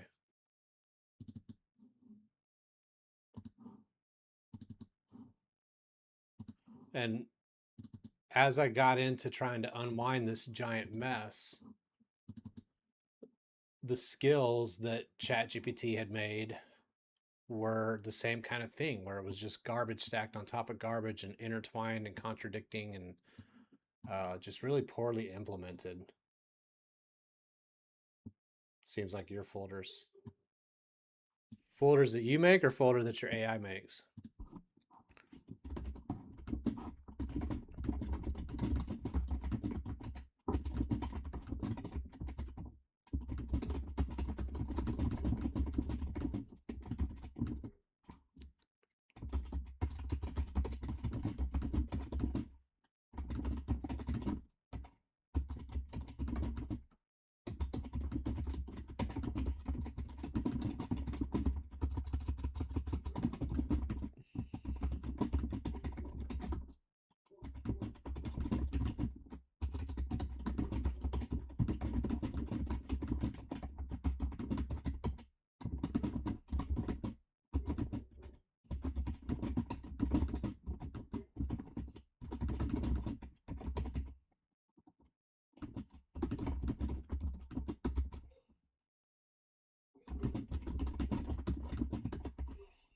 So I'm asking Grok, one of the things I hate about Codex's implementation is it makes folders all over the place. Inside the video project folder, are you able to determine where it's making folders that we don't actually need? Just report back to me based on the code in the repo now. Don't change anything. So You only use AI to write code. I don't trust it on your system as a glorified event scheduler. Yeah, dude, that whole agentic thing, just hook up OpenClaw to your email and calendar and let it run is so dumb. It's so incredibly dumb.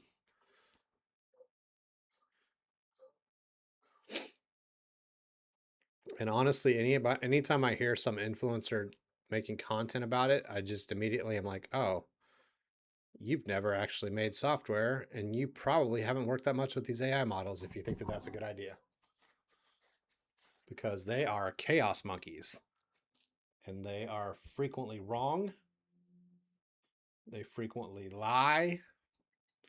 That is not what you want connected to your email or booking calendars or answering client requests. You can't trust them.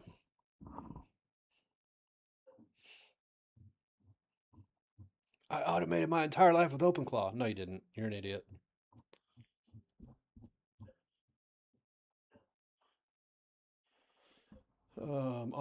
So on create, it creates all this skeleton.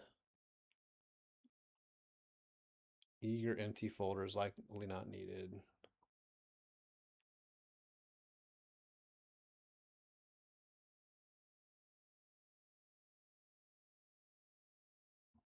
Yeah, I will look at this more in the morning because my brain is getting a little bit fried.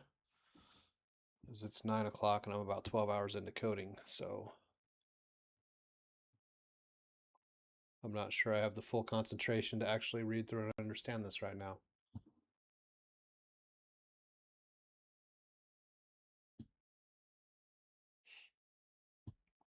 Yeah, but see, Moral, you're doing agentic as like managing the agent, right? Like where it's like just specifically taking your directions and implementing them. There's this misconception out there in the influencer universe that you can just connect these things and just let them run autonomously without your input.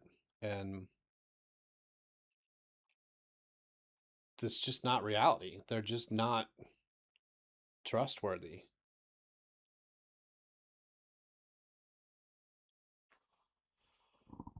You just can't do that stuff like you could with deterministic code. You know, like if you've got a really well coded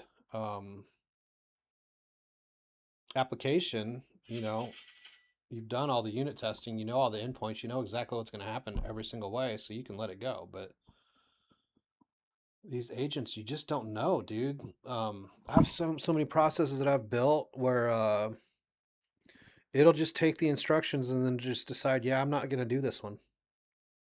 I decided there's a better way. And like, how do you, you can't. It's like dealing with a teenager. Like, dude, you can't. This is the process. You got to follow the process. You don't get to just make up your own stuff.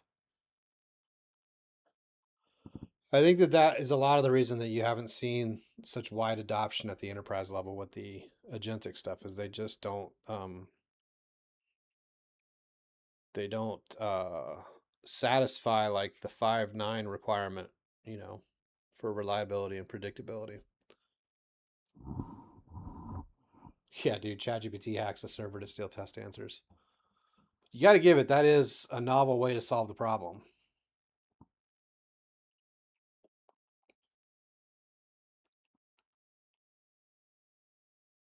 I had one connected to a profile and pivoted to my system as a DM.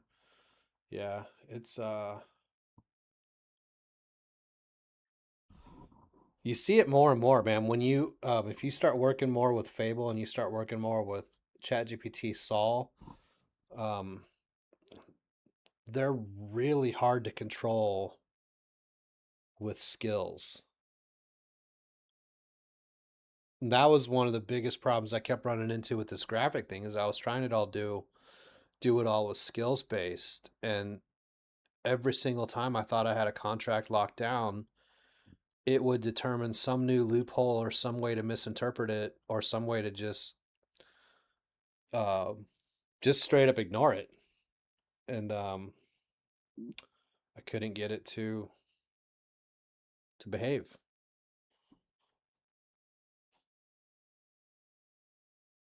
And every time I catch it lying, be like, oh yeah, my bad. That was not true. I lied to you. I'm like, yeah, bro. You lied to me. You don't use ChatGPT. ChatGPT is pretty solid. I think Sol and Fable are interchangeable, honestly. Fable's a little bit better, but Sol's pretty solid too. The only thing I feel strongly about is that Opus 5 is trash. It's trained off of you. I know, dude. I think that's why I pick up on it so much, is because I'm kind of like unmanageable and obstinate like that too. I'm like, dude, you can't act like I do.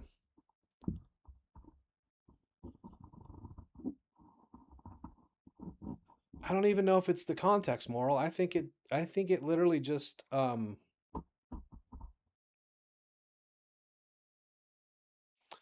think it just views the stuff as optional. Like it's just going to go to whatever it thinks the goal is. The least number of steps there. It's like maximum ponytail engineer. I'm going to be as lazy and cut as many corners as I can. Well, I appreciate you guys being here with me tonight. Prescott, I'm going to drop my school community in the chat here if you would like to join us. We get together and talk about all these wonderful vibe coding and AI tools, and got, I think, 150 people in the community now. It's growing day by day, so the more the merrier. Darren, hope you're able to join us on another call, man. We've been missing you. And yeah, thank you guys for being here tonight. I'm going to go ship some eBay packages.